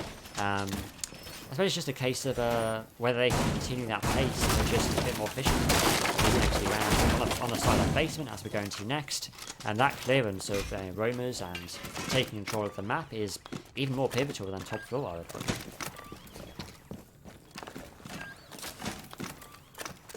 I like the adjustments being brought out here for Deja Vu. We're seeing a Nomad on the board, which will allow them to potentially stop any of those roamers, which were being a little bit pesky for them previously. Although a lot of the kills did come from them pushing into sight, particularly Wide had an amazing last round, getting a 3K, and that was mostly off the fact of him holding some very intelligent angles and being able to punish players that were pushing him. But now, with the Nomad coming out, it might result in them having a bit of an easier time of things. We did see players like Hizaku, who were on the flank on the Jaeger, they might get shut down and might not feel as comfortable pushing. Now they know Nomad's on the board, and it could even get punished if they do decide to go for it. Wow. Here we see, though, that they... Oh, sorry, go ahead. This is actually I was about to say, this EMP is actually so smart, because that's disabled all of the ADSs. Wow. I've never seen that EMP before, but then again, I've barely ever seen Thatcher on Oregon. Maybe that's really common, I don't know, but an amazing EMP that was really efficient at clearing that up. Yeah, thankfully, Smoke is able to back up and get the wall reinforced, but it will get open pretty quickly. Bam, however, is going to be able to finally rotate down after getting some value on the players that were playing inside of this room, as now they're in a bit of a tight spot, and we see that happen right there as Bunta is taken out by Bam while he pushes up towards this bunker. Drones are coming out, and Bam having a bit of hard time taking care of them, is going to back out a little bit, but now the attacking team is in a bit of a tight spot as they've lost 2 players, and they're kind of stuck inside of this room as they were able to use that Thatcher EMP very intelligently. And I will agree with you, I've never seen that done before, but I mean, like you mentioned, I also haven't seen Thatcher played that much, especially on Oregon, where he is usually a permaban. But even now, with that kill going the way, it feels like that the Deja Vu have no way of winning this. And yeah, Hizaku gets another one. It's all down to Lolly pushing up here, and Hazaku will get a kill. A flawless round.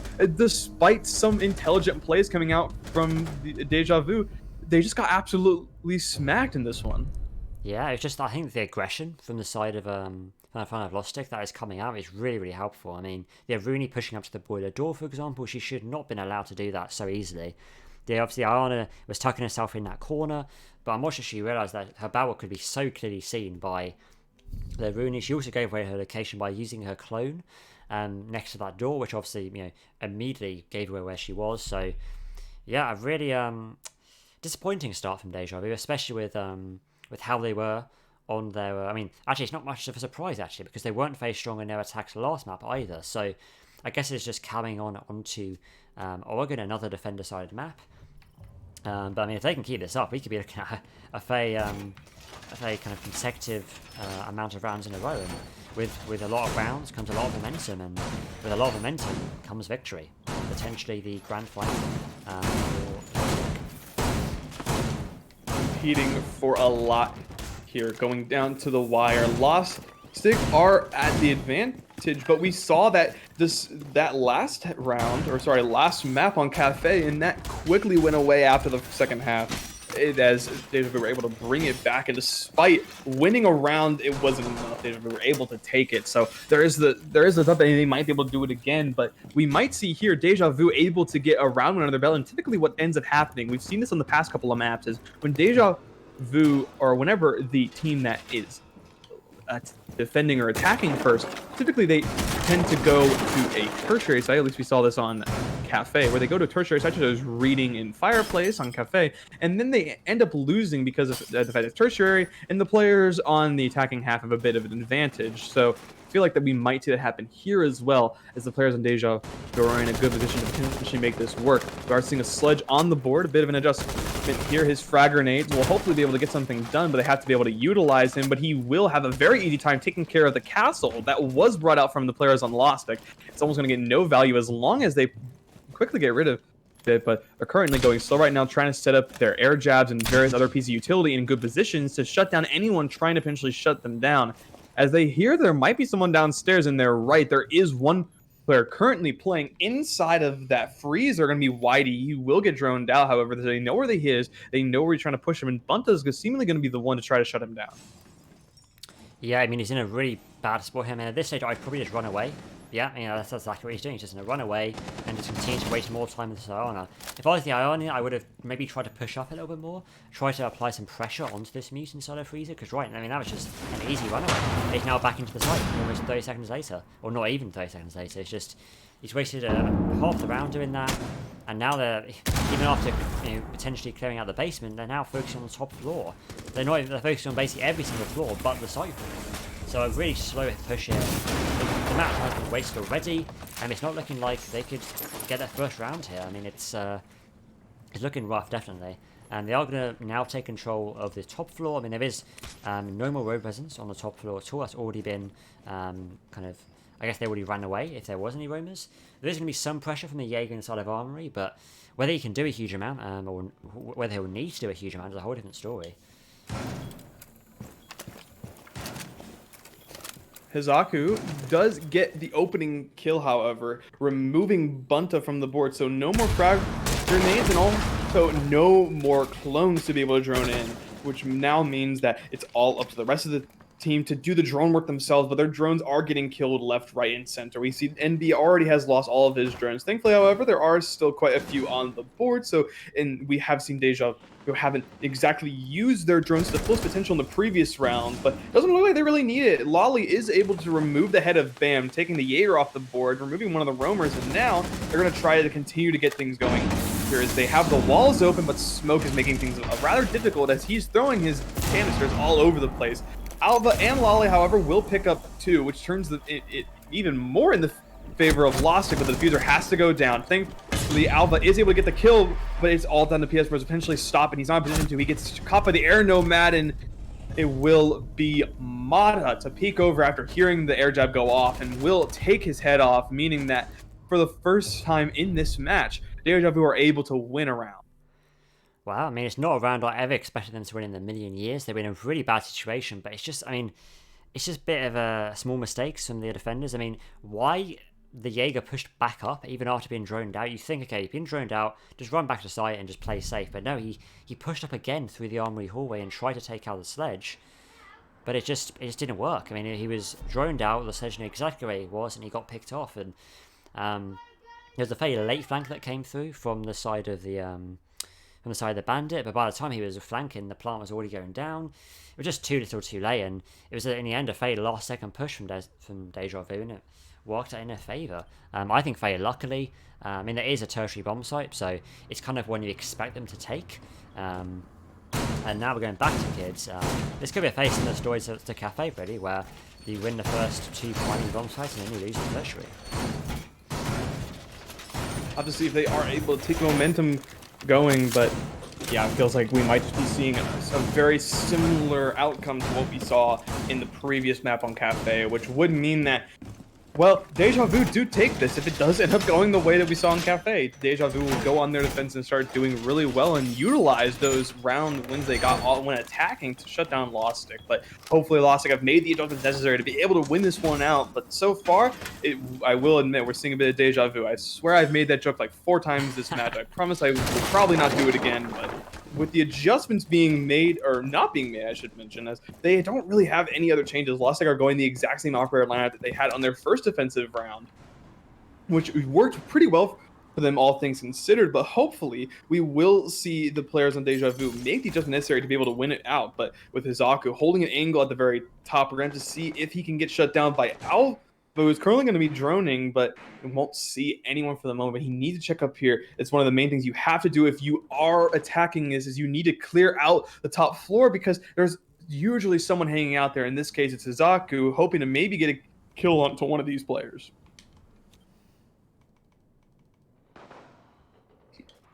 Yeah, I mean, the Jaeger is kind of stuck here a little bit. If that window opens, he could be in trouble. And yes, Thatcher is going to open up that window.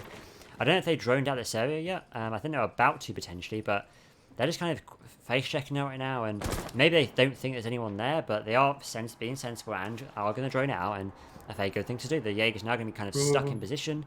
Whether he now gets the kill is I'm not too sure. I mean, yeah, he's dead here. Like, there's no way he survives this now. Those flashes, yeah, he just gets one tapped by the Habana. I mean, as soon as you get flash with the new flash mechanics now, you are just full blind, and there's no chance of surviving once you're full blind. So yeah, I mean, if he was still on old flashbangs, then that could have been, potentially could potentially save the Jaeger's life, but it's just not going to work, sadly. When you have that additional mechanic, you just get full blind, and there's no way you can deliver. Yeah, an early pick for the attackers there, and the breach has now been opened inside of Attic. And there's now been pressure being applied from inside of Trophy. Looks like the Aruni might get a little bit aggressive though once again, as we saw previously on the basement hold. Nickola's going to come through. The main is now going to be opened up, but again, it's aggression coming through from the Aruni. She's going to swing all the way round, and she sees one drop in the balcony. The Thatcher takes a little bit of HP loss as he drops, but nearly gets picked up by the Aruni, and now, all of a sudden, it's a 4v2 situation. As we are seeing, I hate to make it again, but it is Deja Vu, and Banner gets one pick though through the couch onto the Kaid, and the kid has already been reinforced off. She's now kind of stuck in Attic and is forced to move through that single doorway, which is never an ideal position to be in. In the meantime, for some reason her teammate is down in main lobby, a bit separated here from her teammate, I would argue, but it does make this Aruni incredibly vulnerable if the Thatcher chooses to go up these main stairs, which for some reason he's not. He's too focused on this, there's nothing below. There's nothing going on, but he's chilling below. He's insisting on doing this, and now 20 seconds on the clock for the attackers. They don't have the diffuser either. They left it over in the breach that they made. Thankfully, Lolly will get a kill, tying things up, and Alva will get another one, but Painley will take out Lolly. Down to a 1v1. The Mute misses the shotgun shot. Alva's able to win it out, getting the final kill there. A headshot with the bearing 9. We see the recall almost screwing them over, but thankfully they were able to control, and they get the kill. And now Deja Vu, they've won 2 in a row. They've tied it up once again. Things are starting to go different. It isn't all defenders all the time, except for on tertiary sites. Now we are seeing the attacking team starting to win the one out. That was a bit of a clutch. It wasn't a clean one, but it did end up happening. So now, with that round under their belt, they know what they have to do. They know that they have to continue to make this pressure and continue to try to win these games out. But with how close those rounds are, I don't think they're going to be able to keep that same results going. So I think the plan here is just to try to maybe win out one more, get it to a 3-3, and then see if you can just start taking the half by doing good on your defender sides. But I'm not convinced with these rounds are not clean in the slightest. Yeah, I mean the 2 rounds that the attackers have won in Deja Vu have both been last second, kind of 20-second meta esque kind of pushes where they just very luckily get the last few kills. I think they're very fortunate to do so. I mean, it's just kind of, I guess, throwing, some would say, on the side of Lostik, just kind of keeping their lives away, and unfortunately it's not working out for them. And as long as Lostik just don't do that and they play passively until the final timers run down, then they'll be fine. I think they can take this probably 4-2, to be honest with you. I mean, they're back to top floor, where they won it the first time when they played sensibly. But I think they're getting a little bit, maybe they're making mistakes because they're tired, or maybe it's just a case of overconfidence.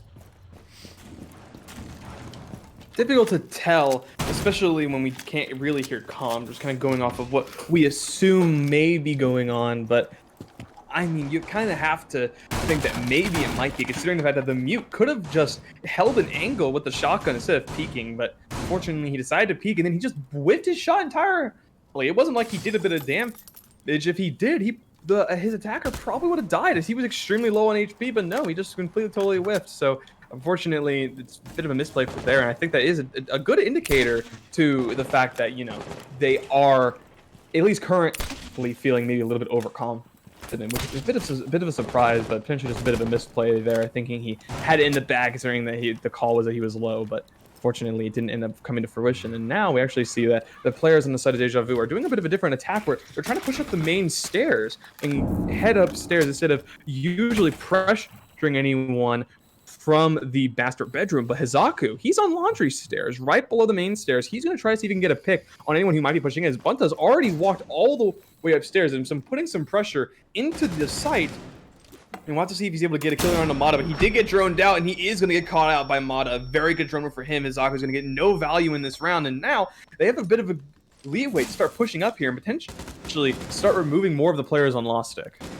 Yeah, definitely. I mean, that was it so nearly worked, but I think he should have flanked a lot earlier. He was playing way too safe in that situation. If he had flanked a little bit more sooner, it could have been a great story. But for some reason, I've just noticed that Widey is peeking very wide, and just it's in front of the breach. He's just sitting there, he's chilling, and he gets taken out for no particular reason either. And now it's just chaos. It's just chaos. There's 2 kills coming from Kaid and 1 from the Aruni. It's just non-stop action right now. The Kaid looking for the 3rd onto the Thatcher, but cannot quite land the shots. And now it's a 2v2. I was talking about a death on a meter. Now I'm talking about the death of the rest of his teammates. As now the Kaid is left in a 1v2. It's just wow. I cannot keep track. I want to see. I'm a bit confused, I'll be honest, of how this has happened, but for some reason the Nomad just went through the breach straight away. I guess he had the information that no one was playing there, and now it leaves the Kaid in a 1v2 and is briefly taken out by the Habana, and somehow, some way, Deja Vu have taken 3 rounds in a row. I feel like that was a case of Deja Vu getting a bit comfortable. They had won the past 2 rounds. They had gotten 3 kills in a row. It was a 2v5. Yeah, whatever. Let's just rush into site. Fuck it. And then they rushed into site, and then they got picked off by the final 2 remaining players. And thankfully, there was a bit of heroics at the end from the final 2 remaining players. They decided to slow things down, think more methodically, and they were able to catch out the Kaid and remove him from the board. So a final couple seconds of adjustment coming out, but yeah, I think that it definitely shows that Deja Vu are taking this one to Lostik. The previous round before the last one wasn't too close, and I said I wasn't confident they would be able to continue winning, but it seems like the momentum is entirely in their favor now. They're winning out these rounds, and they are looking so dominant while they do it. And well, they won the past 2 times they attacked upstairs, so now Lostik are making a smart decision and hitting down the basement, where so far they've had pretty successful time of things. They were able to effectively shut down the very unique strategy that that Deja Vu were able to employ when they were using that Thatcher, which let's go to how strong he is. You don't even have to be on the map, technically, in a sense, in order to get value out of him and just completely and totally shut down a person sitting in a corner if you play it properly. But I get the feeling that they will try to be more prepared for that and maybe watch for it a little bit better, but there really isn't anything you can do against that. But they are still setting up in the same position, all 3 ASs on the same wall, and well, we're gonna have to see if they do the exact same thing, or if somehow Lostik find a way to counter it. Yeah, I mean, it's pretty much impossible to do so, and the only way to do it would be to take away your shield and your ADSs before the Thatcher throws his EMP, which I don't think. I mean, the Thatcher doesn't seem to be throwing that same EMP in this particular round. He needs to be going for more of a I guess, green hallway side push, maybe onto the side of meeting, and maybe they rotate a bunker later on. I'm not too sure. There's one person outside of bunker right now, in that ace, droning right now, probably inside a bunker. No, he's actually droning out the meeting. So maybe they want to do more of a roam clear type thing. There is actually one person roaming on the defensive side. That is actually the Jaeger, coming inside of Kids, and he's not doing a huge amount right now. Nor is Bunter actually. I've just noticed he's going 0-5, still playing the entry role, and not really doing his full job. He's just entering and, as you said, not quite fragging, unfortunately. I'm surprised he's been allowed to stay on this Ash despite his KD ratio right now. And as I'm not sure he's been performing very well in previous matches either, so a bit of a surprise there. But the Jaeger now has been droned out, and he's actually going to stay here. He can't really wait out, because he probably will be pinched. So, but now the attackers are forced to kind of. It depends if they want to focus on him or focus more on just focus on the site, which I think is what they're going to do, which is a good idea. And speaking of on the site, Bundy gets his first on the board right here on the Ash. He's now focusing on his Goyle on pillars. Oh, Lolly will get a 2K, killing PS Bros and Bam, removing them both from the match. That's going to be 2 very impactful kills off the board, as those 2 players were top frag and then second frag respectively. Painley, however, will make things a little bit closer by taking out NB, but Bunta is getting another frag by removing him from the board, all down to the Jaeger. Currently on the roam, watching the hatch. He's going to drop it for the fuse throwing down, but they heard him. The double peek coming out from the Habana and the Ash. There's nothing he can do. He gets his head removed, and unfortunately for them, that will mean that despite looking dominant in the first 2 rounds, or at the very least looking better than previously, Lostik were not able to secure that half in their favor. It will go 4-2 to Deja Vu, and now they're defending, and well, considering how effectively they were able to defend on Cafe, I think Deja Vu have a really good shot of winning this one out. Yeah, it'd be a complete reverse sweep of the entire series. Obviously, they lost the first map 7-5, and they won the previous map on Cafe 7-5, mainly because of how dominant they were in the defense. And now they're 4-2 up, going onto the defense on Oregon, one of the most defender-sided maps, if not the most defender-sided map in the entire map pool. And wow, it's just a complete turnaround here. I mean, Lostik are just they've become just lost in these last 4 rounds. They've lost 4 wins in a row on a defense, even on the kind of primary bomb site of Kids and Laundry. They've just lost rounds, and now already we're going to see some adaptation come through with a Warden. I think there was a Ying 6 picked off in the attacking side, so that probably is an adaptation in response to that. Yeah, wow, it's just a real ton of events here. And I think if Deja Vu take this, it really is a story of just, I feel like just a little bit of overconfidence once again coming through from the side of Lostik. The Warden pick is interesting because it's coming not as a 6 pick. We saw the Ying was brought, and they decided to switch off of it in response to the Warden, which I think is a good adaptation, as obviously you're going to get less value out of it.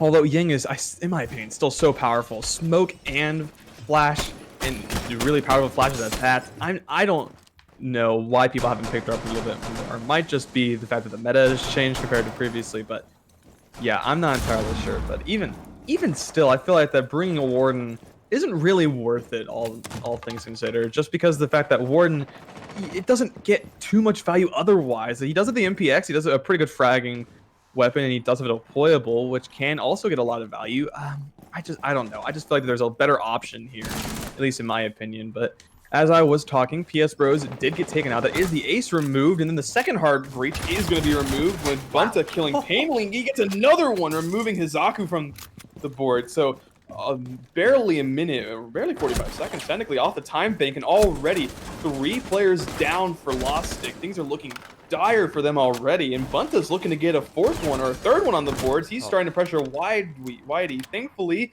he will get removed by Bunta, or Bunta will remove him. Sorry, Whitey will remove Bunta from the board and bring things a little bit closer to even for these teams, but even still, Lostik have a long way to go if they want to win this one. Definitely. I mean, I literally cursed Bunta. Last round I was talking about how he didn't do very well. He was 0-5. Now he's 6-6 2 rounds later. I mean, the cast curse is 100% real. It's no doubt. Oh yeah. But yeah, I mean, that was a great peaks there from Bunta. And the Valak could honestly really seen the round. Honestly, I mean, we did see a 4-2 split, or a 4-2 kind of situation the last time for the defensive side, and they end up actually throwing it away. But it doesn't look like they want to do it this time around. The Deja Vu side is now a 3v1 with the Thatcher being the last one remaining. A great double peek from the Wamai and the Mozian side of Attic there.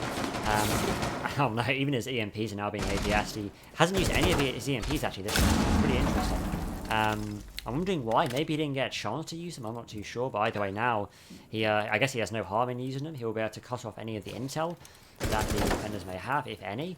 Perhaps they'll be able to a bulletproof camel too. Who knows? But now it's just a case of pre-farming his way. They have a 3-way crossfire on this door. This is borderline impossible to win in this kind of situation. There is this Warden behind the shield. He's just waiting for the peek to come through, but he finally does it. And a great shot from the Warden. To finish off the round and give a 5-2 lead right now to Deja Vu. Things are starting to heat up. Deja Vu are looking poised to take this one, and Lostik seem well, entirely lost. There's almost nothing they can seemingly do, as they're just losing gunfights to players like Bunta, who so far in this series haven't been doing too well. The previous couple of maps, they have, been closer to the bottom frag, at least from what I can recall. And then, as you mentioned, 0-5 up until fairly recently, but he has absolutely taken it to them, dropping 6 kills and bringing him tied up with the some of the other players on his team and leaving Envy in the dust, which is absolutely devastating for Lostik. As so far, just all the players on Deja Vu seem to be firing on all cylinders for the most part, as they have been taking it to them. And now Deja Vu, in the position to be on match point in a second, if they are able to win this round out, are now heading down to basement. And they're bringing a very similar composition what we saw previously, with a lot of roamers on the board, which I feel like that with the lack of roam denial really being brought out from Lostik, we don't see an Nomad being brought. There obviously is gridlock that exists, but a lot of teams don't prefer to run it. But Nomad is banned, or no, Nomad isn't. I'm sorry, no, Nomad isn't banned. Jackal is banned, sorry, but Nomad isn't being brought. There's nothing to really stop these roamers. Going to be good old-fashioned droning to try to take them out. And well, I think they're going to need to make some adjustment here into how they're playing, because that round, that attacking round, was pretty miserable. I'm going to be honest. Yeah, it's just the bunter show really. I mean, he was just peeking everything, and here he is peeking again outside of bunker, and probably going for a run out right now. Here it is, and unfortunately did it far too late. But yeah, it's just stuff like that that is starting to happen more and more on his defensive half of Deja Vu, and it is working out. I mean, clearly Lostik are just, they're kind of losing the momentum they had on previous maps, and it's a real shame because they were looking so good on his first 2 rounds. But yeah, it's just, I guess fatigue maybe, they're starting to make more mistakes, and maybe Deja Vu are still wide awake, and clearly they are right now, because they are starting to dominate this series. But now it looks like a top floor. I just had to check that we are actually in basement, because they're doing a full top floor roam clear, which is very uncommon on basement because it takes so much time. As you can see right now, they're doing the smart thing, the roamers. They are immediately dropping down, 2 of which have already dropped down to site, but then the video is just going to remain here inside of the kitchen. I'm kind of intrigued by this top floor clear. I mean, they're wasting so much time by doing this. There's no reason for them to be up here, and there's going to be no one up here. It's very unlikely anyway. And they're just committed to this push, and I feel like this is just more of a waste of time than anything else. It is still 5-5, and the players on Lostik are doing a good job at trying to pressure them out. Someone was outside, that being Bunta. He was outside in the bunker for a good bit of time. I thought he did a run out. Unfortunately, no. He tried to just see if he could shut down anyone pushing from there. Unfortunately, no one was pushing in from bunker. After the last push where we saw lots of pushing from bunker, and it got shut down completely, I'm not surprised that we're seeing them choose not to push in this time. But they are going to be trying to get the hatches open, which we do see that Thatcher is coming in valuable there, as we are going to see Habana get those opened up, and they can now start to try to play into them and see if they can maybe get some kills, as Whitey pushes down into Laundry, being the entry for his team, despite the fact that all of his teammates are still alive. So I'm a bit surprised. I guess he has used a few of his gadget before, but he will have his head taken out by Lolly, playing over in Freezer. So he's now dead, and the advantage is now squarely in the favor of Deja Vu, and with another kill going the way after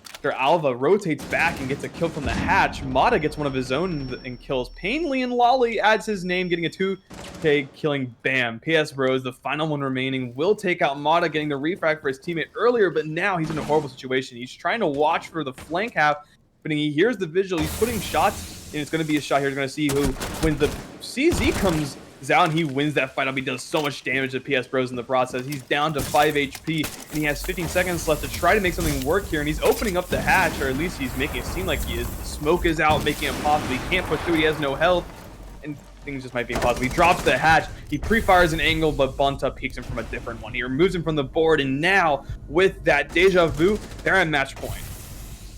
Yeah, they're on series point, grand final point, and that is now 6 rounds in a row for Deja Vu. They've not lost a single round since round 3. I mean, it's just exceptional right now from Deja Vu. They have been a force to be reckoned with, especially on this defensive half. It just to show that whoever wins their attacks and is still on the ball on a map number 3 of the series, and a best of 3 is the one to take it all. And right now, it's going to be a long way to go for Lostik to take this to overtime.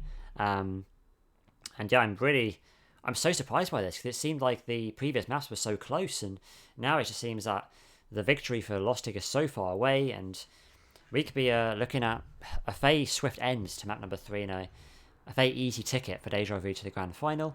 We are going to see them go into a meeting, however, which is the first round. I mean, in round number 3, the first round that Deja Vu won the attack to start this 6-round streak was on meeting. So it could be a sign of things to come potentially for Lostik if they are to in any way come back in this series. And they have to win all 4 rounds. You know, there's no round history in this. This is not a league. This is a tournament. And so you have to win 4 rounds in a row no matter what. And even with that, you have to go then win overtime. And Lostik, they're actually starting on the attack in overtime as well. So they're in a really bad position right now. Things are looking dire for Lostik. They need to pull something out here. They are bringing AIQ, so that's a bit of an adjustment. We are seeing the Ying come out as well, which might result in them being able to effectively get into sight more efficiently, or in the very least shut down some of the defenders that are playing in aggressive angles where they know where they are from droning. But they need to heavily drone here. They need to make this work, and so far they have done not the greatest job of being able to do so. But at the very least, they are going to be attacking a tertiary site, so that might make things a bit easier. They might be able to get around on the board. PS Bros actually already playing very aggressively into this lobby. Thankfully, they are going to be able to get the wall open, as there is nothing there to stop them. The Kaid isn't on that wall. It seems to be on a different one. Certainly, they're just quickly jumping into sight as we are seeing Ying. She throws her Candela. Doesn't need one, though, to pick up a kill, or at least PS Bros is going to get the kill before she does. And now the fast push rushing in here is starting to work slightly, but Alva will be able to shut down PS Bros. The diffuser is going down for Izaku, so we could see this round end very quickly as Bam and Wide get 2 of their own, and Izaku finishes planting. Now they rotate out. Alva going to push out, get a kill onto Wide, and it's down to a 2v3.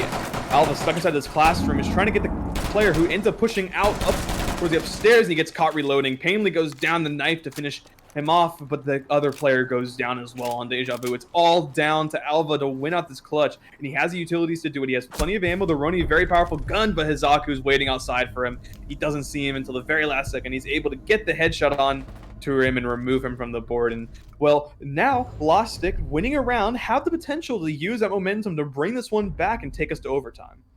Most definitely. I mean, you spoke about rushes earlier in the series, and that was the first rush we've actually properly. It's the first proper rush we've seen in this series. The Ying just going straight through into meeting, trying to catch the defenders off guard, and it worked brilliantly. And immediately we are going to see the adaptation of the Warden coming back into play from Lolly, as we saw in the first defensive round. I mean, obviously, the thing is about Warden is it's only gonna, that protection with his glasses are only going to apply to one operator on a defense. So the other attacker, the other defenders they're still going to get affected by it. But weirdly enough, okay, the Warden's going to be switched off to the alibi. Okay, I mean, I don't know how I feel about that, because the Ying was used so effectively last time. I would have still bought it personally. I mean, you're asking for a big window rush, and with a Ying on a big window rush, you are, it's not looking very good, especially in this, unless you have some presence from below, maybe underneath the big window, then perhaps you'll have a chance, but it doesn't look like that's what Deja Vu is setting up for. I think honestly that Warden should have been kept, because if this Ying doesn't the same effect of the last round, then we could be looking at a steady and slow, but a very possible comeback for Lostik.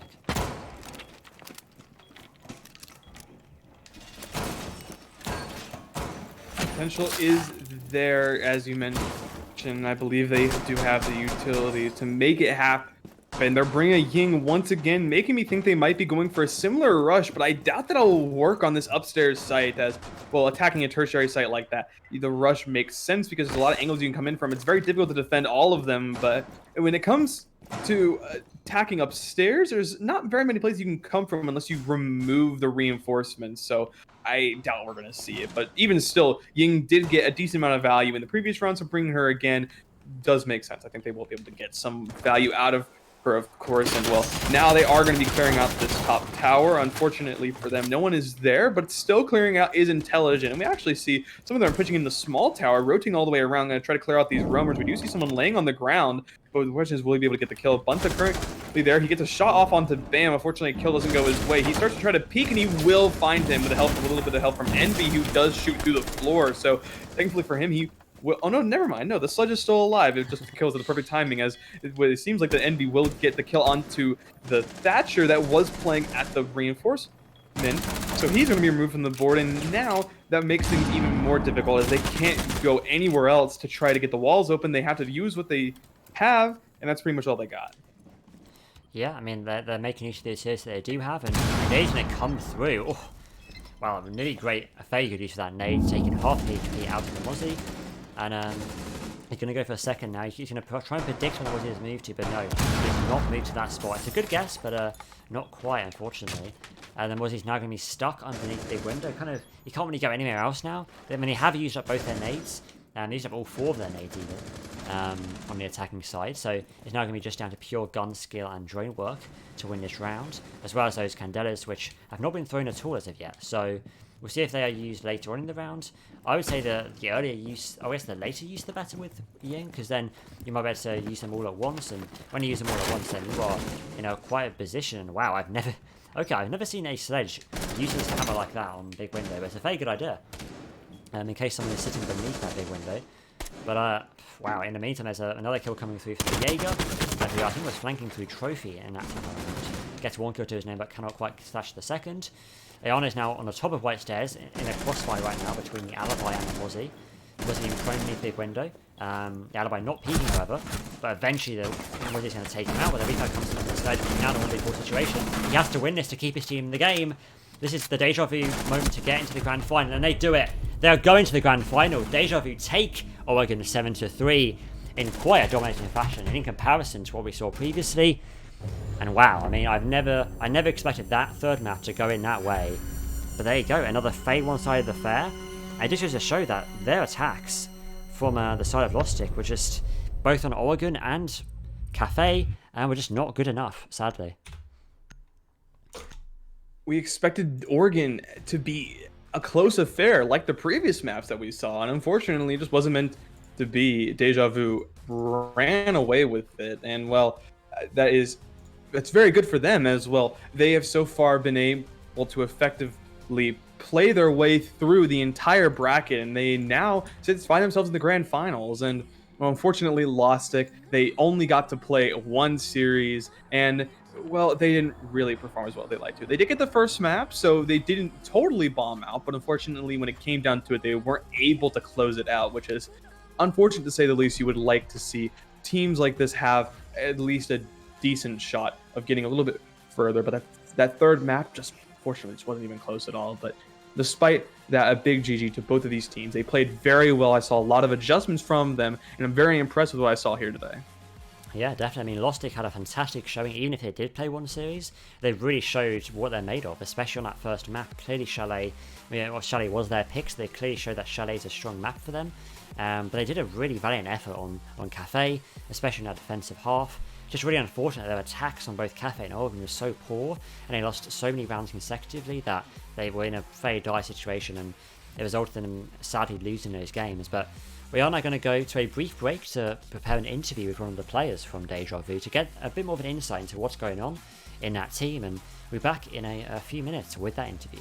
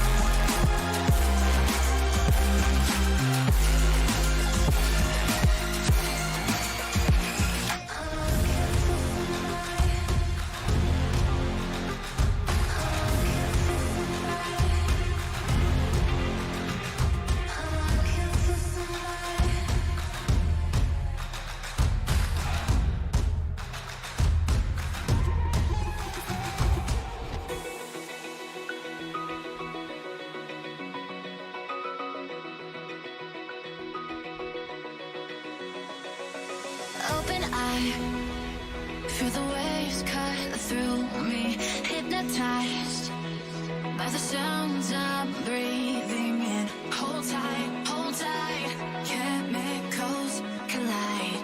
Hold tight, hold tight, hold tight.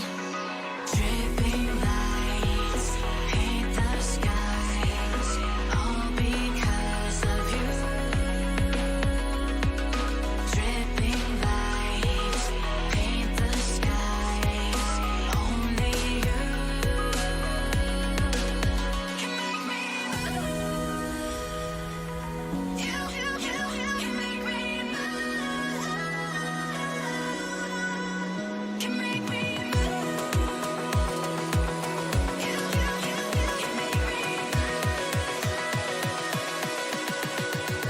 Can make me.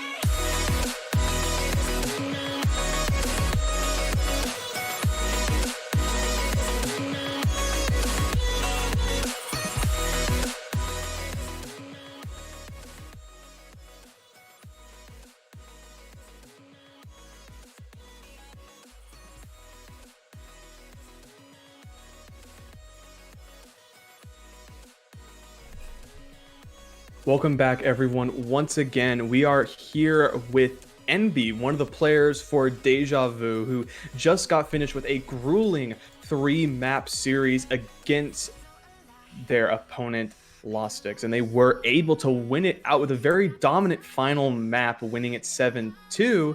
And well, first, just want to ask you, how you doing? How are you feeling after that match? I'm feeling pretty tired because it was a really hard match. They played really well. So I'm a bit exhausted. That is fair. So, yeah, we're just going to ask you, a few more questions, and we'll let you go and celebrate with your team or have a nap or whatever you plan on doing. Sound good? Yeah. All right, cool. So, first question I just want to get out of the way is, obviously you guys did end up losing the first map, which was quite unfortunate, but it was very, very close. So, what changes did you guys make going into Cafe that allowed you to win them? We knew that Cafe is more like our map and we feel more confident there. And also Chalet is like, we had a really rough start and we wanted to do it different on Cafe. So it was all our mindset that changed. And we really wanted to win cafes to go on the third map, so we wanted more. Like, we were more hungry to win the game. Makes sense. Yeah, Another that's pretty question. much it. Yeah, another question I have for you is, obviously, going into this, you didn't really have much information, or at least from this league, regarding your opponents. So, did you expect them to come out as strong as they did, or were you caught off guard with how well they were performing? We were caught off guard a bit, but just a bit because we know them from another league.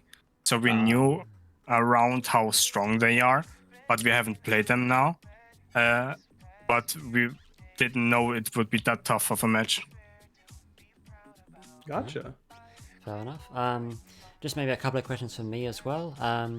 Obviously, now you go into the grand final of AC Minor number 2, and you face again QT Gang in the grand final. How do you feel against facing them in the grand final? Are you nervous? Are you confident? How do you feel going into that series?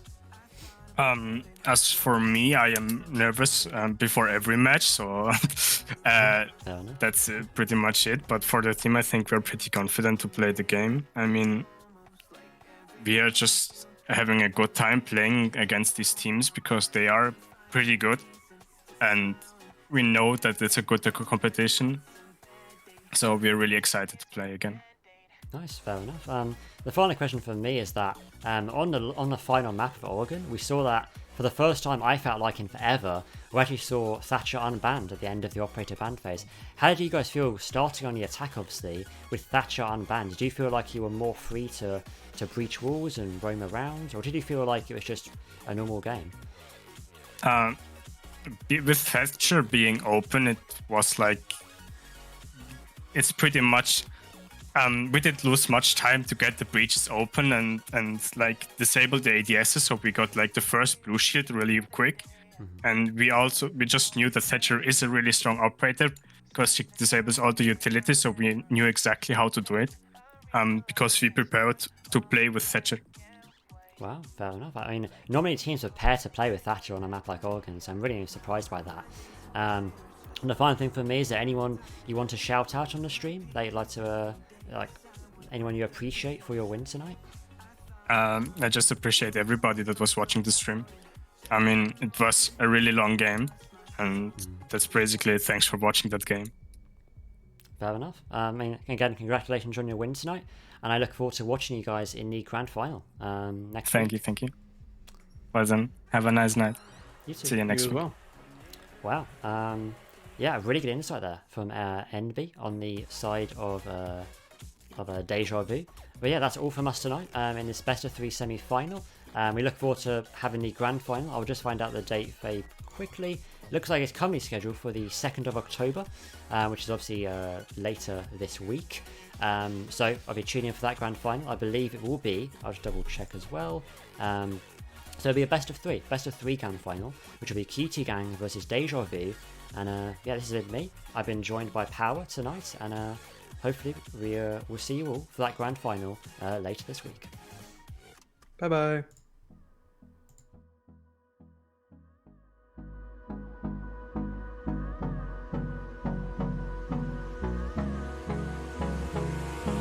Hold me close till I get up. Time is barely on our side.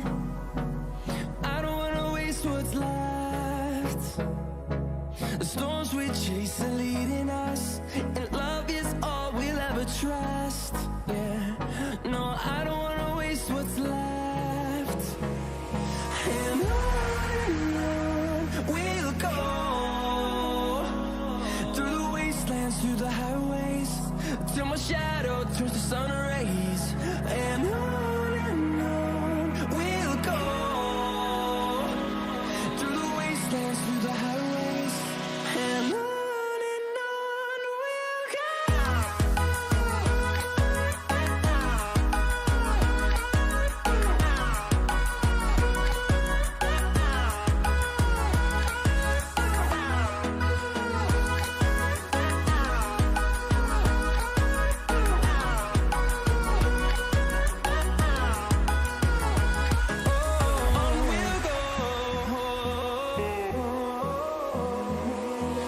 Finding life along the way, melodies we haven't played.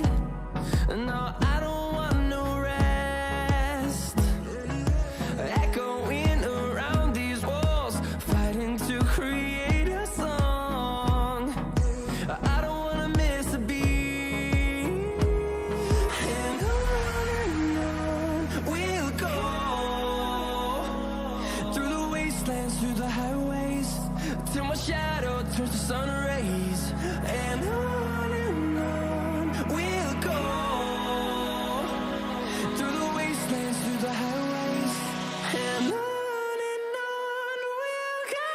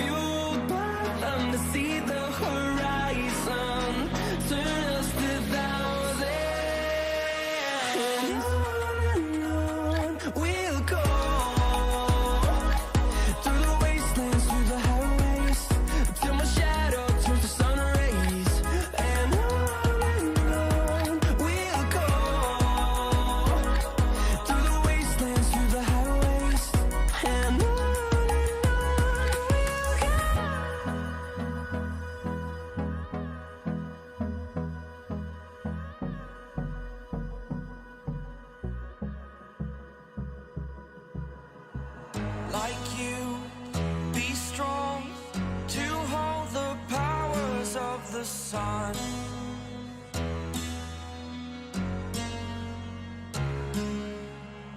To dream